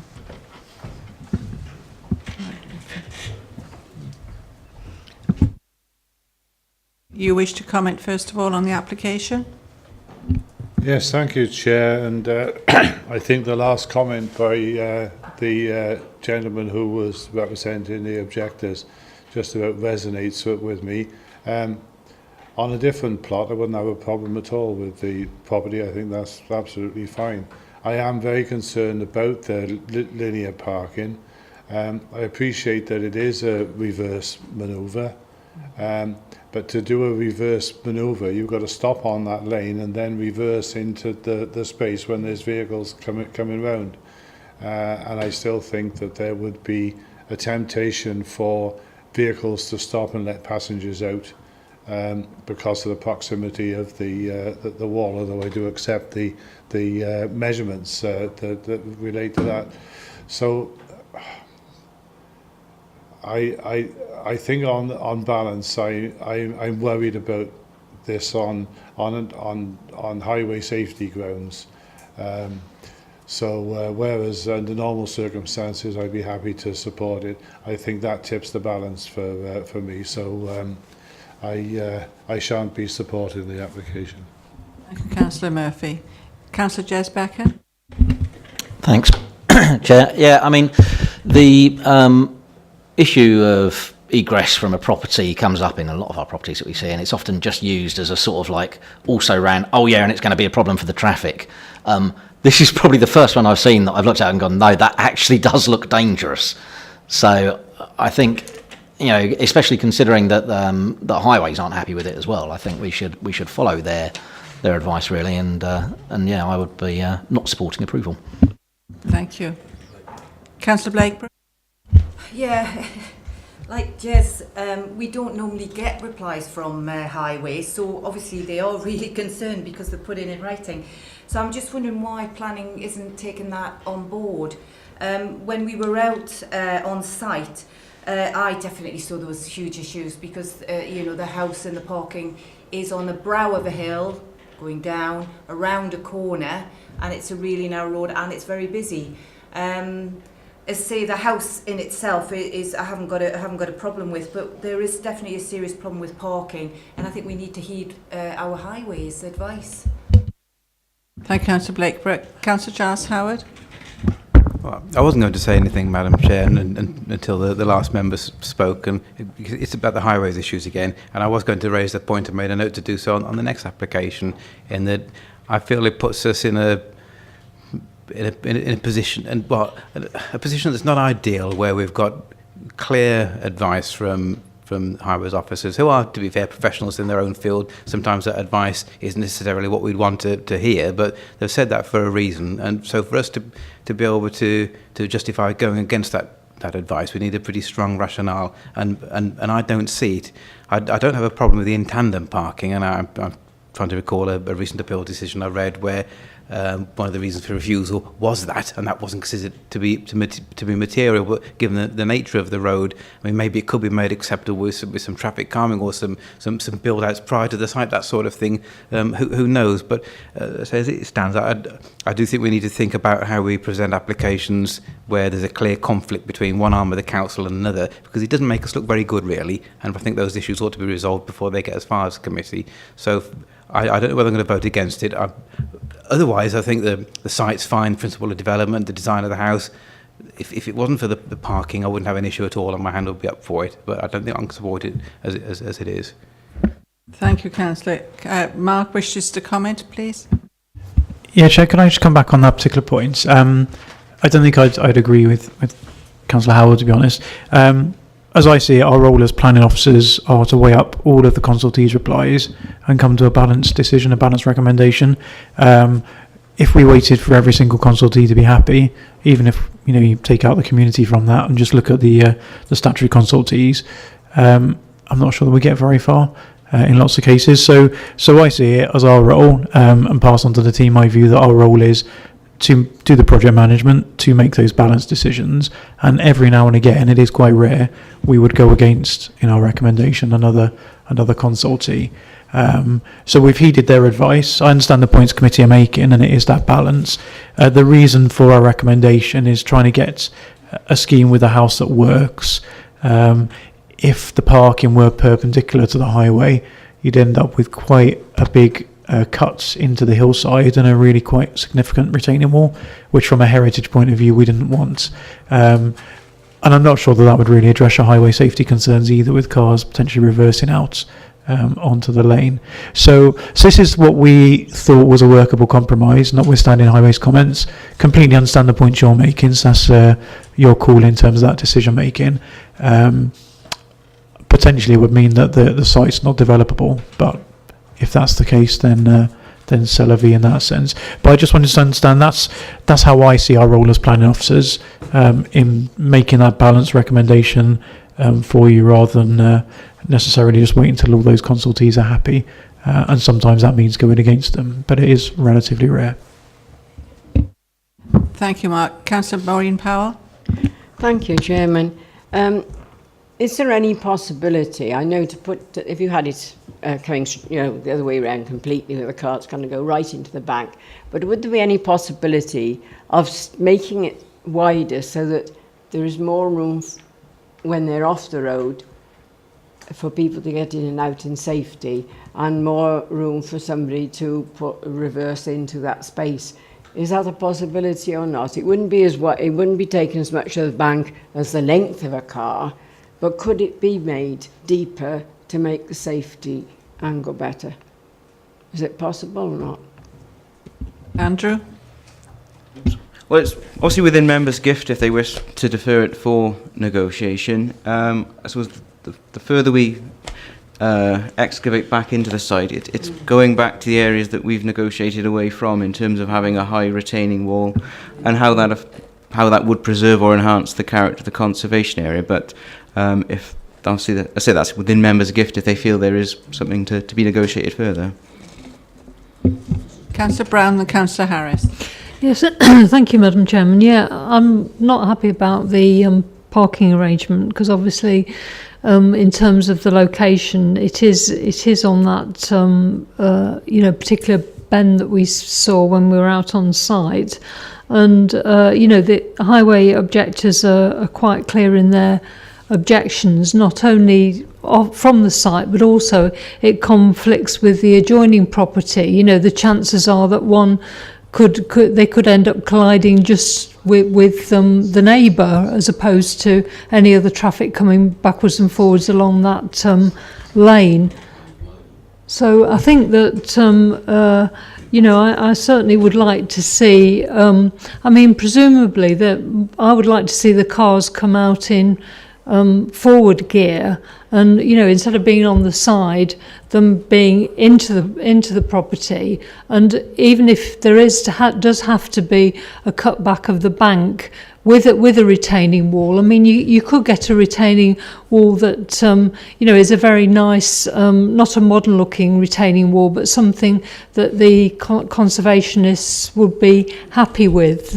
So I think in a sense, because of the highway objections, it's the sort of application that should be deferred to look at whether or not there are other potential arrangements. I don't think the head of planning talked about how there's a balance in terms of the views and from different parties. But I mean, looking at the arguments, I think the highways argument comes across as stronger. And I don't think, I think the arguments are a little bit weaker, and I think something else could be sought that satisfy the conservation side, but also satisfy the highway safety side, so that basically at least they could come out of the property on a forward gear basis. Thank you, Councillor Brown. Councillor Harris? Thank you, Madam Chair. Yeah, I can live with the fact that there's only 2 parking spaces there, and as has been mentioned, we work on guidelines. We tend to forget that at times, but we work on guidelines all the way through. Councillor Brown has talked about basically designing a nice retaining wall, and as far as I remember, there's nothing opposite the that development where the parking space is for anyone to say, oh, look at that, that's a terrible eyesore. In fact, if there was a bank dug away a bit more and a retaining wall, I know it's going to be expensive, but it could be made relatively attractive, and anyone coming up and down that hill would not be too upset to see a decent retaining wall, maybe stone face, or anyway, that could be thought about. I don't like the existing parking, and I couldn't vote for it like Councillor Murphy.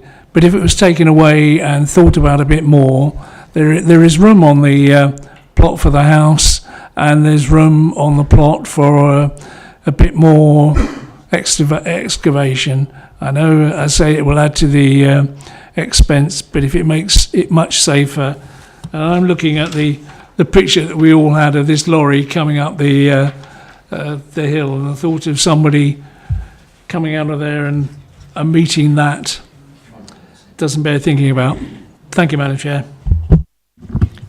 Councillor Feakin?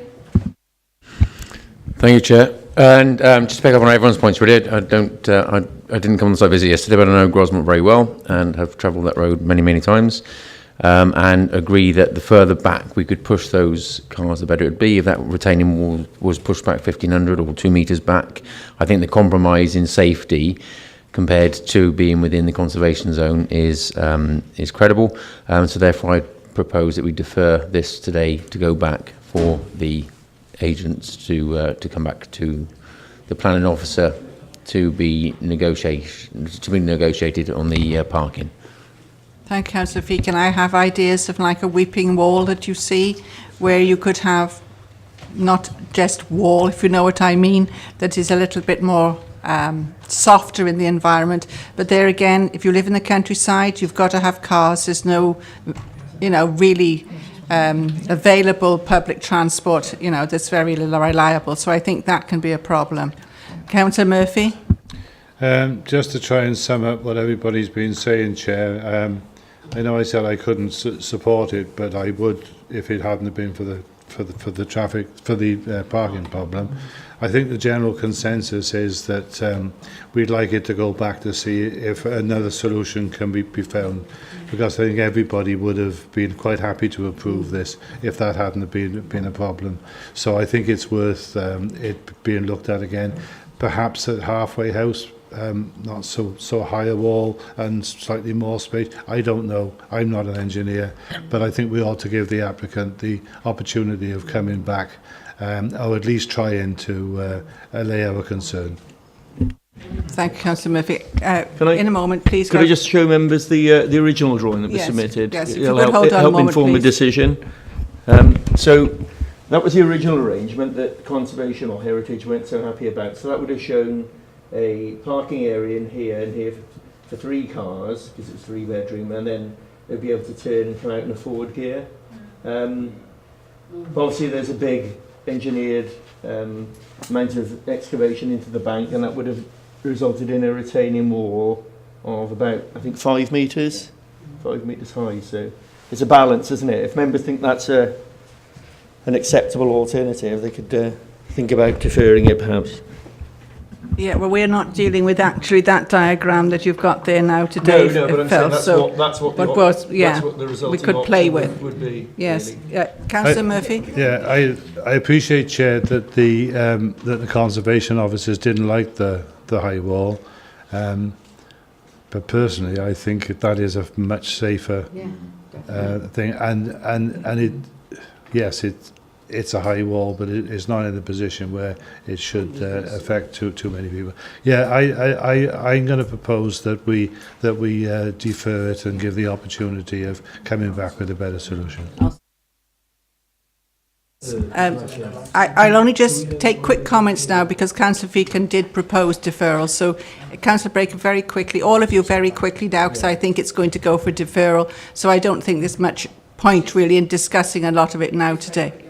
It's in terms of the retaining wall, obviously, because the conservation area, it wouldn't be concrete. You would be looking at stone. That's fine. Councillor Harris. Thank you, Madam Chair. Yes, looking at that plan, there's 3 cars on that one we've just looked at. We've talked about the fact that because of the site, maybe we wouldn't be too concerned about 2 cars. Would a parking area for 2 cars be much different to the one that we just seen with 3 cars? I think we'd have to go back to the agent and sort of assess what sort of turning circle provision would be needed for 2 vehicles as opposed to 3. So, yeah. Well, turning area. Councillor Brown? Yeah, quickly. just a quick comment. I mean, basically, I think it would be a conversation, obviously, with the agent and the conservation people, if you were looking at the trying to condition the materials for any retaining wall, and I think that is very important in terms of the look of the site. Thank you. Thank you. So it's been proposed and seconded for deferral. Could I have a show of hands, please, for it to be deferred?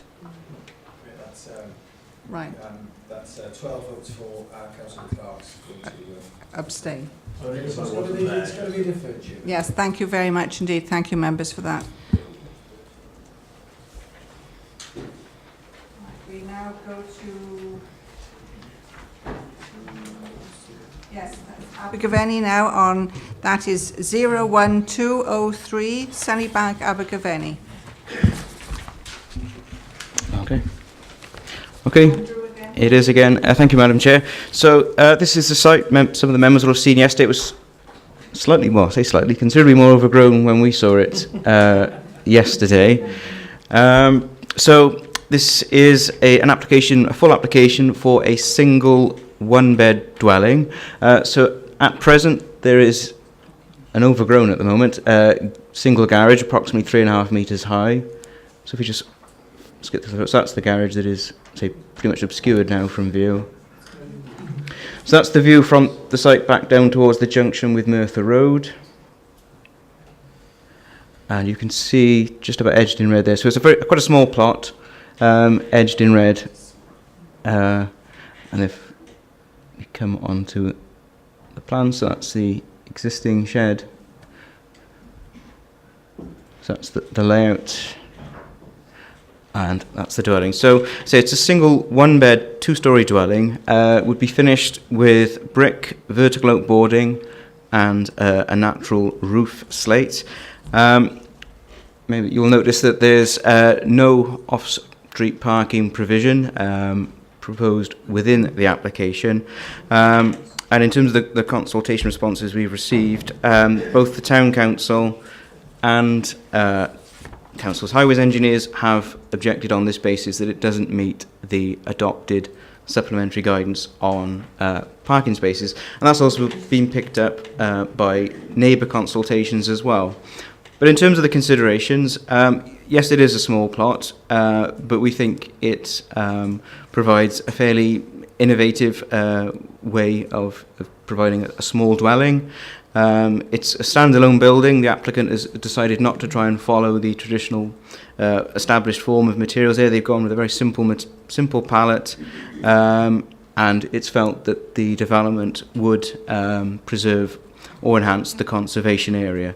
In terms of residential amenity, the rear of the building is at least 21 metres from the nearest dwelling, and I said the key issue there really is the objection from the Town Council and again Council's own highways engineers, in as much as the site doesn't provide what would be one off-street parking space.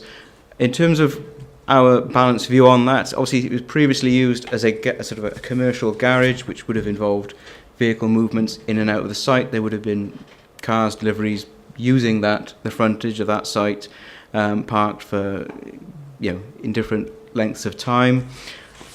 And therefore, as Mark suggested earlier, it is a balance for us to weigh up. And we think, given that this is a town centre location, it's a very small-scale property, it's within good walking distances, and given that the level and need for new housing, particularly smaller-scale housing, that we as officers didn't feel that the fact that it didn't provide the requisite parking standards was such to warrant refusal.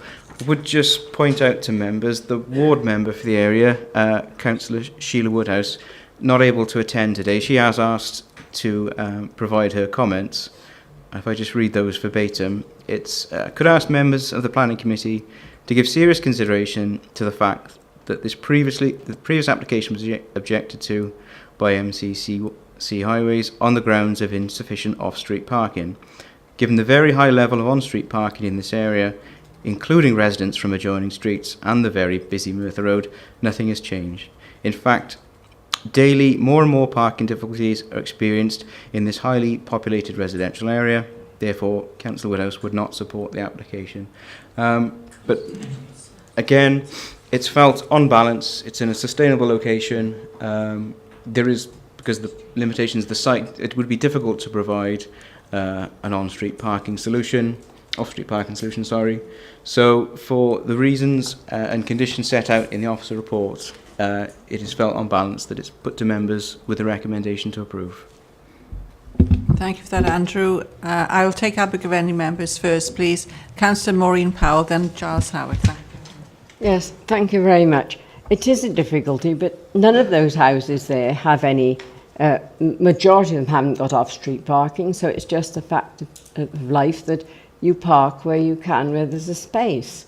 And I would have thought when it was being used as a garage, that piece, which would be a space for a car, wouldn't have been available to anybody else when it's being used as a garage, but would be now.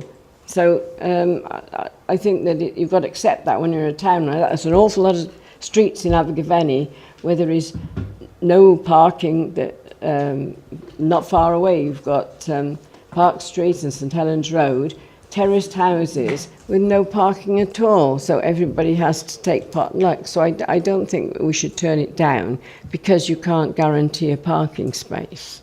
And living in a town, there might be somebody who would buy it that wouldn't use a car anyway. So I'd recommend approval. Thank you, Councillor Powell. Councillor Harris, then Councillor Giles Howard. I was just thinking that Abergavenny, sorry, Councillor Howard, if you wish to go in front of Councillor Harris, by all means. Sorry? Oh, right. Right, carry on. Sort yourselves out. Right, Councillor Howard. I'll jump in. Never first at the buffet, but usually second. Okay, I agree with the ward member. In terms of the conservation area, I'd like to know if the comments in the report are a reflection of the heritage officers or the planning officer. I take what Andy says, his view that it preserves or enhances a conservation area, which is the main test, but my answer to that would be, well, how? It's so different in form and finish to the existing properties, which are extremely uniform in nature. I know the area reasonably well. They're all Victorian cottages, most of them with natural stone to the front and very often rendered to the side. Their proportions are quite different to this. This is tall and thin. It has a roof of a pitch that doesn't match any of the neighbouring properties. So how does that enhance or preserve the conservation area? And it doesn't. The high-risk objection, again, I agree. The fact is that there's no parking space available for this. It's not just that, it's the fact that it removes potentially 2 parking spaces. And we heard on site yesterday the garage is too small by modern standards. We're here today that it was actually a commercial garage. Well, I don't give that any weight. Whether or not that is an established use and it could be used for commercial purposes is another thing. And again, Councillor Powell referred to the on-street parking problems that are there currently. It's dreadful in that area. It has been for years. It only gets worse as car ownership increases. And the fact that those Victorian houses don't have parking is a reflection that they're extremely old and people didn't have cars in those days. They mostly walked, went on the bus or went on the train. So that's no justification in my mind to making a bad problem worse by permitting this, plus the fact that it doesn't look like anything else in the conservation area. So I would move a refusal. Thank you, Councillor. Councillor Harris now. Thank you, Madam Chair. I'd go along with the refusal of this if we can say if any application comes up whereby any vehicle has to be parked on the roadside rather than in the development, then, and we're absolutely stick to that rule, I would go along with it. We know that's not going to be the case. I think it's a nonsense, and frankly I'm disturbed about the fact that any planning committee would turn down a development like this where it's going to house somebody just because they can't park the car. I cannot believe that we're in a situation like that a car takes precedence over a development for somebody to live in, and I find it quite disgraceful if we turn round in the end and decided that was the case. This is a fascinating development. If we go back to the site, if we can go back and look at the keep going. If you look there, it's hardly going to affect anybody. That big building behind, it was Park Street School, and there's a car park behind that. Basically, what I'm saying is I would like to see this development. As has been mentioned, there's no or very, very few properties around here that have got garages. It's just this would be another dwelling that hasn't got a garage where somebody's got to park in the street. I would move approval. Thank you, Councillor Harris. Councillor Murphy. Yeah, thank you, Chair. Yeah, this is quirky, and I think the officer's assessment is absolutely right, so I second approval. Councillor Murphy, Councillor Brown, and Councillor Blakeborough, Councillor Jez Becker, and then Councillor Dovey. Yes, I just wanted to ask about the question about the brickwork, because I think on page 14 the Abergavenny Civic Society talks about the use of soft red brickwork may be better than rendering, and then at the end of it there is a condition about samples of brickwork to be provided and agreed.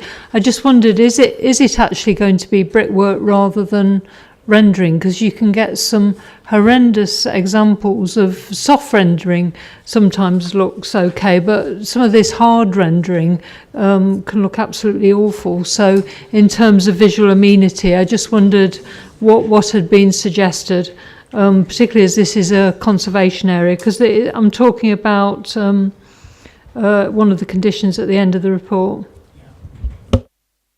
Andrew, do you wish to speak? Yeah, it is proposed to be clay brickwork, and so as you rightly say, a condition is there to agree a sample that we'd liaise with the heritage officer to ensure that was an appropriate brick for the conservation area. So I hope that answers that. Not rendering. I believe there was boarding as well on the app. Yeah, vertical oak boarding as well. Now, who was said was Councillor Blakeborough, thank you. Thanks. Well, I like a bit of innovation. And I have to say, when we went on the design tour, the thing I came away with from that is actually new design, modern design can look really good in the right setting and with the right materials. I like the look of this. I think it's a one-bedroomed, probably a flat apartment house. Not everybody has got a car. I don't know the area that well, but it is walking distance to the. There's a walking distance to the station, into town. So yeah, I would approve this application on design, and yeah, if we've got some properties without any parking, it's not like it's a 5-bedroom house or anything. So yeah. Thank you, Councillor Becker. Keep it brief, Chair. Yeah, I mean, when it first came up, my reaction was a slightly more colourful version of what the heck is that? But having taken a good wander around the local area on Google Earth, because I couldn't make the planning tour yesterday, I mean, nobody's got parking off street there in the entire area, and I'm afraid it's just a fact of modern life, really. And as you say, I think to put a car before creating a home when we have housing shortage would be a bit criminal, really. So I think we should go for it. Yeah. So. Councillor Dovey, I think then Councillor Matt Feakin. Thank you. Thank you, Madam Chairman. I agree with virtually everything that has been said. If it doesn't offend, and it surely doesn't offend, and it provides a home for somebody, then why not? If you were putting that down in the West End, you'd probably get about £250,000 for it, and nobody would be bothering. And if somebody buys it there and later on they can move it on for £250,000, well done for that. No, that's being flippant, but it should. There's no reason why it should be refused as a dwelling, in my view. Thank you, Madam Chair. Thank you, Councillor Dovey. Councillor Matt Feakin. Thank you, Chair. I agree we need homes, not cars. But just there's no mention about the affordable housing contribution. So has it gone through that process? Yeah, the application was registered prior to that becoming adopted SPG policy, so therefore it has been in quite a while, so that's the reason that's not applicable. Thank you, Andrew. Councillor Howard again, please. Just very briefly, Madam Chair, I don't think anybody's putting cars before homes, and nothing I said reflected that. I was just reflecting the highways comments, and the fact that they have an objection, and members set great store by highways officers' objections on the last application, but not so on this one. My other issues were with respect to the appearance of the property. However, if members are going to approve it, I do think, given how constrained it is, its proximity to the junction, the on-street parking, that there ought to be some sort of construction management statement or plan, because there's nowhere on that site to be able to store materials or plant or anything appertaining to the development or indeed during the demolition. So that needs to be considered at the least. Thank you, Councillor Howard. Right, anybody else wish to comment now? Okay. We can add that condition, Chair. Right, that's going to be conditioned, Councillor Howard. Right, who's moved for approval? Councillor Powell, seconded by Councillor Murphy. Could I have a show of hands for approval, please, with those conditions? So that's 11 for Chairman. Against Chairman? No, I voted for. Oh, sorry, Councillor Howard. Right. Chairman, it's approved. Right, thank you. Oh, gosh. Little Mill next. Okay. Right, thank you, Chair. Phil. We Yeah. go to Little Mill next. Okay, this is one that came before members previously. It's a conversion of barns to dwellings. A site just before you get to Little Mill on the left from us direction. We visited it, I think, earlier. No, it was about last year, I think it was. So the issue is it's been approved subject to 106 for an affordable housing contribution, as it meets the trigger in the supplementary planning guidance. However, we've run a viability assessment on it, or they've submitted a viability assessment, and Shirley Wigham has run that through the viability toolkit we use, and it's turned out that the proposal isn't viable. So we've brought it back to members with a recommendation that it is approved minus the affordable housing contribution.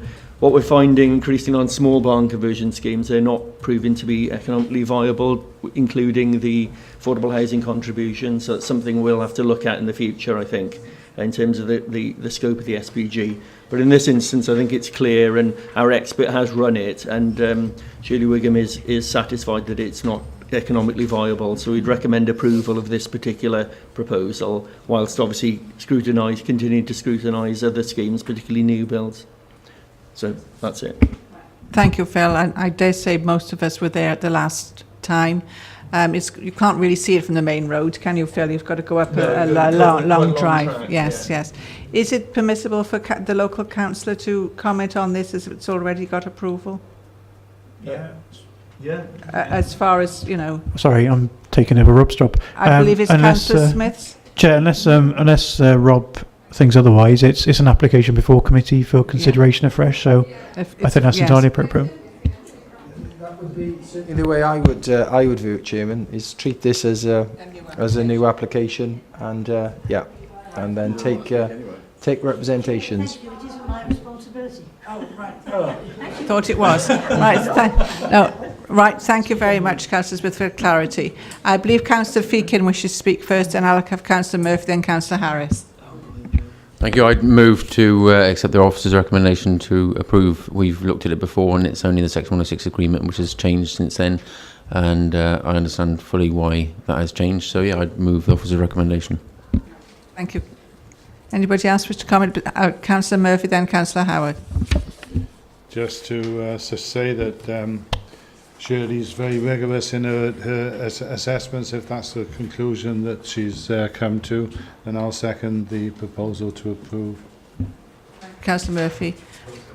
Okay, right. Councillor Harris. Yeah, thank you, Madam Chair. I reluctantly agree, and Shirley's on the ball, but I just find it sad that everything we have to do with affordable housing gets dented one way or another, i.e. it's 35% and we can't afford that, so now it's down to 25%, etc. And now on this one, nothing at all. Maybe we need to look at the toolkit. It's just sad that affordable housing gets damaged every time.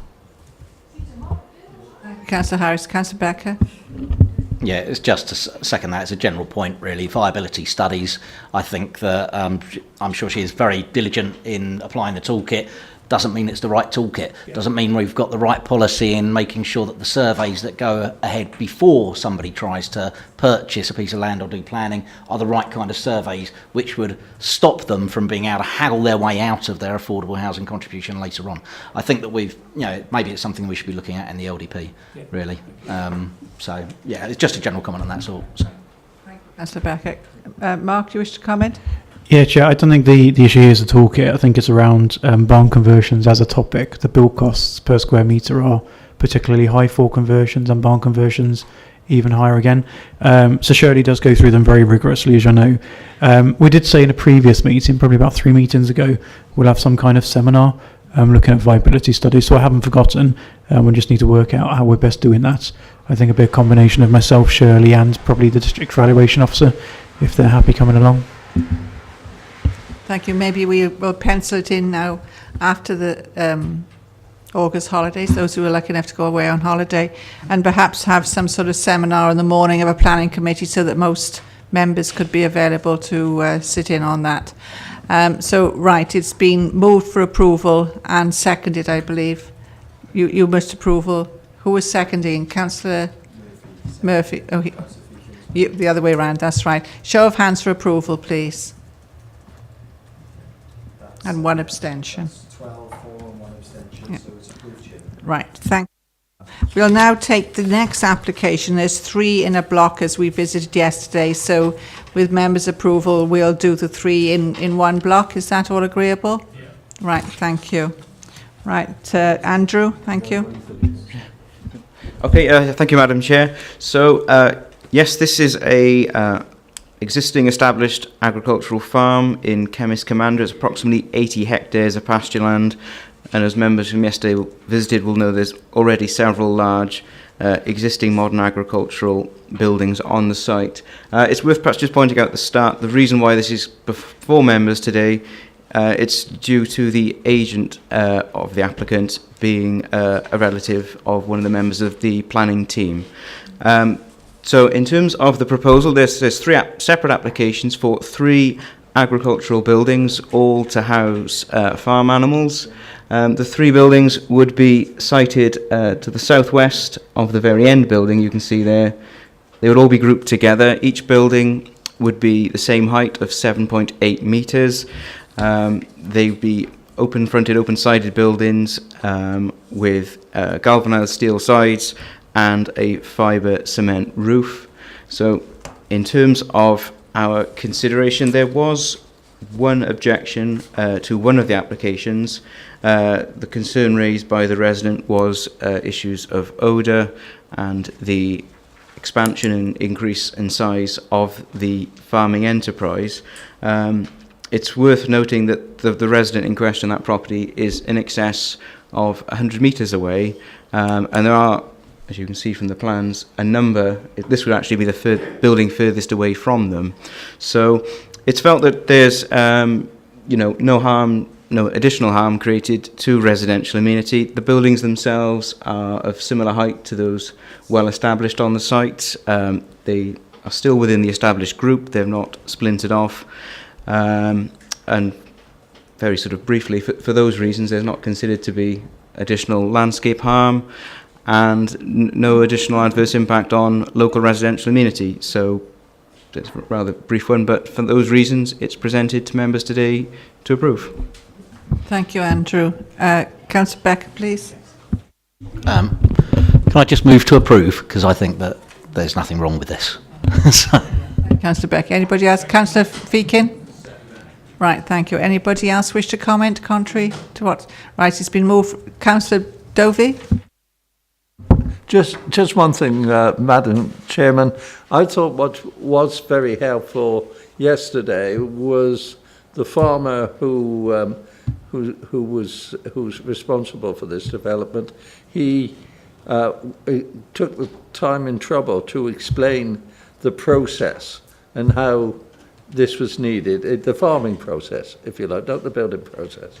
And that was very helpful in understanding why you need the buildings, the sort of buildings, where they were, the size they are, and everything else. I thought that was a really worthwhile thing. It's a pity in other places, as some other applicants don't go to the trouble to give you the reasons why. That's all I wanted to say. Thank you. I'm glad you became very knowledgeable now on farming. So you'll catch up one day, Councillor Dovey. So, there are things that I'd like to take notice of. There's some things I don't like to chase, Madam Chairman, and that's one of them. Right. Thank you, Councillor Dovey. It's been moved for approval by Councillor Becker, seconded by Councillor Feakin. Shall I have a show of hands for approval, please? That's 12 votes to 1 chairman again. Right. Abstention, so it's approved. Thank. As that's all 3 included on that. Right, we now go to Monmouth, the Hereford Road, and 00858. I believe has it got outline? Yes. I believe already. Yeah. Thank you, Phil. Yeah, so this plot has already got outline planning permission for a dwelling. It was granted last year. So we went to the site yesterday and parked up on the road there. That existing dwelling, quite imposing dwelling, is on higher land, and the site sits between that and the property which is lower down, which itself again is a large detached property. So that's looking. Sorry, I'm just trying to get my bearings right. That's that. That's the house. Yeah, it's yeah.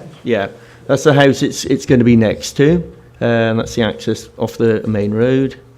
And that's looking back towards a very large property that's been built recently, which is on higher land. You can see it be lower, set down lower than that. And again, that's the garden. And that's shown the site plan, where it's an infill plot. And that shows it's a sort of stepped property with two facets to it, two elements to it. One set slightly back nearer the existing 100 Hereford Road. It would have its own access off Hereford Road next to the existing access where that black area is, where the tarmac is, and then it would have 3 parking spaces as you come in at the far northern end, and you'd be able to turn around and come out in a forward gear. There's also a garage on the lower element there, which the black area tapers into in the front, which you'll see from the elevations, and a modest rear garden. At the back, there's actually a garage, an elevated garage to the adjoining property, which is in here, and there's a garage at the back, which is quite effective in screening views from any windows of this plot over towards the garden of the adjoining property. That's the design of it. It's quite a modern development with almost like a faceted frontage. Part of it's set back slightly. You can see the garage element there that I described earlier. It's got windows which rise to the shape of the roof. So it's a modern design, contemporary design. That's the internal arrangement. So it's lounge, garage on ground floor, kitchen, breakfast and dining room, and then 4 bedrooms above, even though there's 2 bedroom twos, but there's 4 bedrooms. That's how it sits in the street scene. So you can see it's lower than the property above it, and slightly higher than the large property in whose garden it was originally, it would sit. And then there's an example of one that a similar style property, not exactly identical, but similar, which has been built elsewhere. Very clean, modern approach. And what I would say is that there's a real diversity of designs in that particular area. So we feel that whilst this is a modern, contemporary feel, it could sit within that suburban row of houses quite adequately and not look out of character. And that's the rear of that property which has been built. But it will be different to that. It will, as we go back to the elevations, it's not quite designed in that particular manner. So there we go. I'll rest it on that. Leave it to rest on that elevation. There's adequate parking, adequate amenity space, whilst relatively modest at the back, but it's still adequate. And we would recommend approval for the application. Thank you very much for that detailed report, Phil, and most of us saw it yesterday, so we're well aware of the size of the plot. Right, welcome comments. I look to Councillor Murphy, generally likes to start. Thank you, Chair. You want to? You do want. Then I'll take Councillor Clark. I really don't have a problem with this. Yes, it is a modern design. That one's better, but it's not that much different. And it sits well on the plot. It is a bit big, but not everybody wants a large garden these days. It doesn't particularly overlook properties around it. Other properties overlook more. So I'd be quite happy to recommend approval. Councillor Murphy. Councillor Clark. Thank you, Chairman. I've said nothing all afternoon, but this one particularly upsets me. That's the drawing we got. Now that doesn't look anything like that. And the reason is that the architecture on here is poor. For 60 years in the construction industry, I've pleaded with architects to provide us with proper drawings that reflect what they want us to build. And if they do their job properly, their planning applications go through much easier. We had to acquire these drawings from the applicant in order to get a better idea of what it looked like. And now you're all happy with what you're looking at because the elevations on a photograph look better. They can do that on drawings if they so wish, and they don't. And I really, really wish that all architects in this country would put in proper applications for us to consider. I think our life would be so much easier if they did it and not send us bland drawings like that. Sorry, I've been chewing that one all afternoon. Calm down. Right, Councillor Murphy's commented. Councillor Clark. Councillor Dovey. Thank you, Madam Chairman. Councillor Clark has, to some extent, stolen my thunder, if you like, because I have seen drawings and pictures of that sort of development elsewhere. And to be absolutely honest, it looks so much better on there than that piece of paper. When I saw that first, I thought, God, that looks ridiculous. But it isn't ridiculous. And the use of space inside, the way it's been designed, is really very clever. It is very, very well done. So they're really underselling what they're doing. But the other thing I'd like to know and see is what sort of materials are going to be put on it, and have a vision of what it is going to look like. It should be all right, but to be truthful, just putting that in front of you, it's, if you'll excuse the expression, Madam Chairman, it's crap, isn't it? You know, it's really poor. Yeah, Chair, in the area is a mix of brick and render. So the property next door, I think, was half and half from memory. Ground floor brick, upper floors render, certainly on the front. Trying to remember what the side looked like with the chimney. Brick, I think. Yeah. Further up the road are a mix of brick and render, because I remember we've been up there previously, although they're mostly semis, so quite different in style and street scene. But I'd suggest, Chair, if we haven't already got it on the report, we'll have a condition requiring details of the materials and samples to come in. The dots on that are suggesting render to me. Yeah, it's render, but it doesn't specify colour. The point is, Madam Chairman, the point is, what it looks like in reality is really important to us, because there has been really large chunks of money spent either side of that development on houses where they have been made to consider what their environment is, if that's the correct term. And there has been no attempt to do that here. And I think we should ask to see what it is going to be like, because if you wanted me to say, yes, I'll give that a go on the basis of that, I would say no, it's not enough information, and because we need to see what the place is going to look like. The sample, yeah, to be fair, on that plan I just showed you, the writing was small, but it will be grey anthracite aluminium windows, render, but the colour to be agreed, and similar roof tiles to as you see there.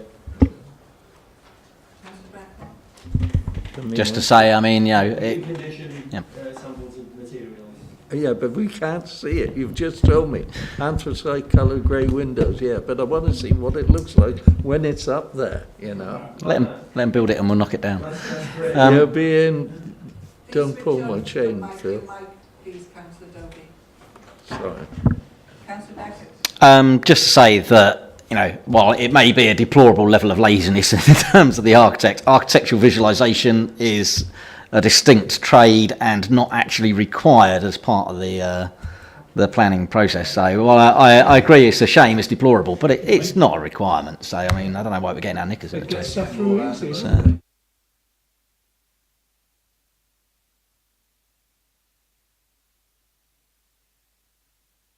By Councillor Murphy. Councillor Giles has seconded that proposal. Show of hands for approval, please.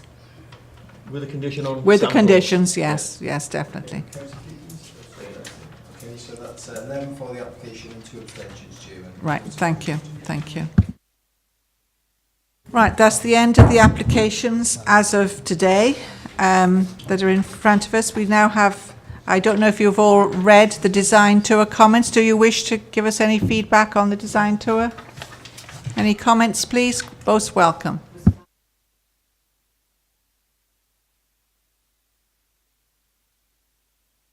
Right. Councillor Brown?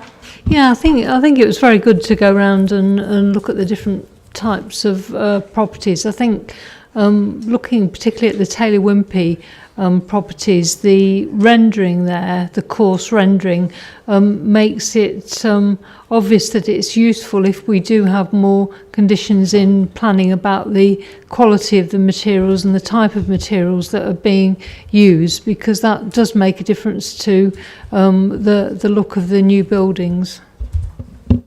Thank you very much. Anybody else wish to comment?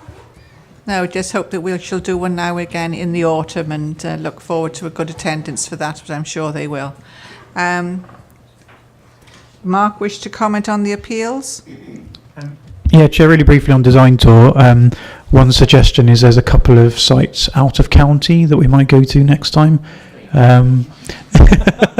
No, county, not country. We're trying to get to Ireland. We're trying to get to Ireland. We've been trying a good many years. This is more in the Gloucestershire direction, but there's a couple of schemes that we've been discussing that might be of interest. So we'll put together a suggested itinerary and go through that further with you. In terms of appeals, Chair, two appeal decisions. The first one on the agenda relates to a property at Leachpool Holdings, and it was around a bit of a technical planning argument with a business use in that garage you can see on the photo. Was ancillary to the residential use of the dwelling. Our opinion was no, and the inspectors agreed with us. So that's probably all I need to say about that one, unless there's any questions. And then the second one was the case you'll remember discussing for the farm. There we are, Oak Tree Farm, Devorden, where the application was for the retention of the caravan as an agricultural workers dwelling for a temporary period while they seek to prove the business is viable. So this is one with the calves on the hillside. Officers recommended approval, but members had a really good debate. Your agricultural expertise and experience came to the fore, and it was refused on the basis that the scheme wasn't deemed to be likely to be viable, and therefore the dwelling shouldn't, or the caravan shouldn't be there. Many thanks to those members who attended the appeals. I think Councillor Feekins, Howard, Councillor Edwards, and Councillor Greenland. I'm sure there's another one. Oh, Councillor Murphy, sorry. Oh, yeah, of course, Councillor Greenland was in the meeting with me at the time. So, yeah, many thanks for attending. The bad news is the inspector didn't agree with the case we put forwards, so has given it the green light for a temporary period, but during that period they'll have to demonstrate the business is viable based on that holding, and come back to us. I think it's in 3 years' time. Well, either the business would have gone by then, or they'll be seeking a permanent dwelling. So that is one for us to look at in the future. The good news though is they did apply for costs against us, and costs were not awarded. So that is if there's either unreasonable behaviour or if we can't substantiate our case. But you know, credit to members and Craig as well in defending the appeal on the council's behalf. For putting forward a strong case. So albeit the inspector didn't agree with us, we clearly had an argument to put forward that was credible. So I was going to say saves our bacon, but it's cows in this particular case. So yeah, I'm not really sure there's a huge amount for us to learn from that one. I think the case the members put up was a strong one, and all of the issues raised were the right ones. It's just on this particular one the inspector didn't agree. Thank you. If I can just say something there, Chairman. If members have a look at paragraph 10 of that cost decision, because that sums up very nicely what you need to do if you don't follow your officer's advice. So it says, and I'll just read it, members of the Council's Planning Committee determined to refuse the application contrary to the officer's recommendation. Nevertheless, Planning Authority is not bound to accept the recommendations of its officers, but what they are required to do, which is what you did in this case, if professional advice is not followed, is to show reasonable planning grounds for taking a contrary decision. So as long as you do that, I think you're okay. And I think that's worth bearing in mind for future. Yeah, thank you very much for that, Rob. That did give them all clarity of when we do make decisions. If Richard wishes to switch off our apparatus now, and there's a couple of things that I believe Mark wants to mention to committee.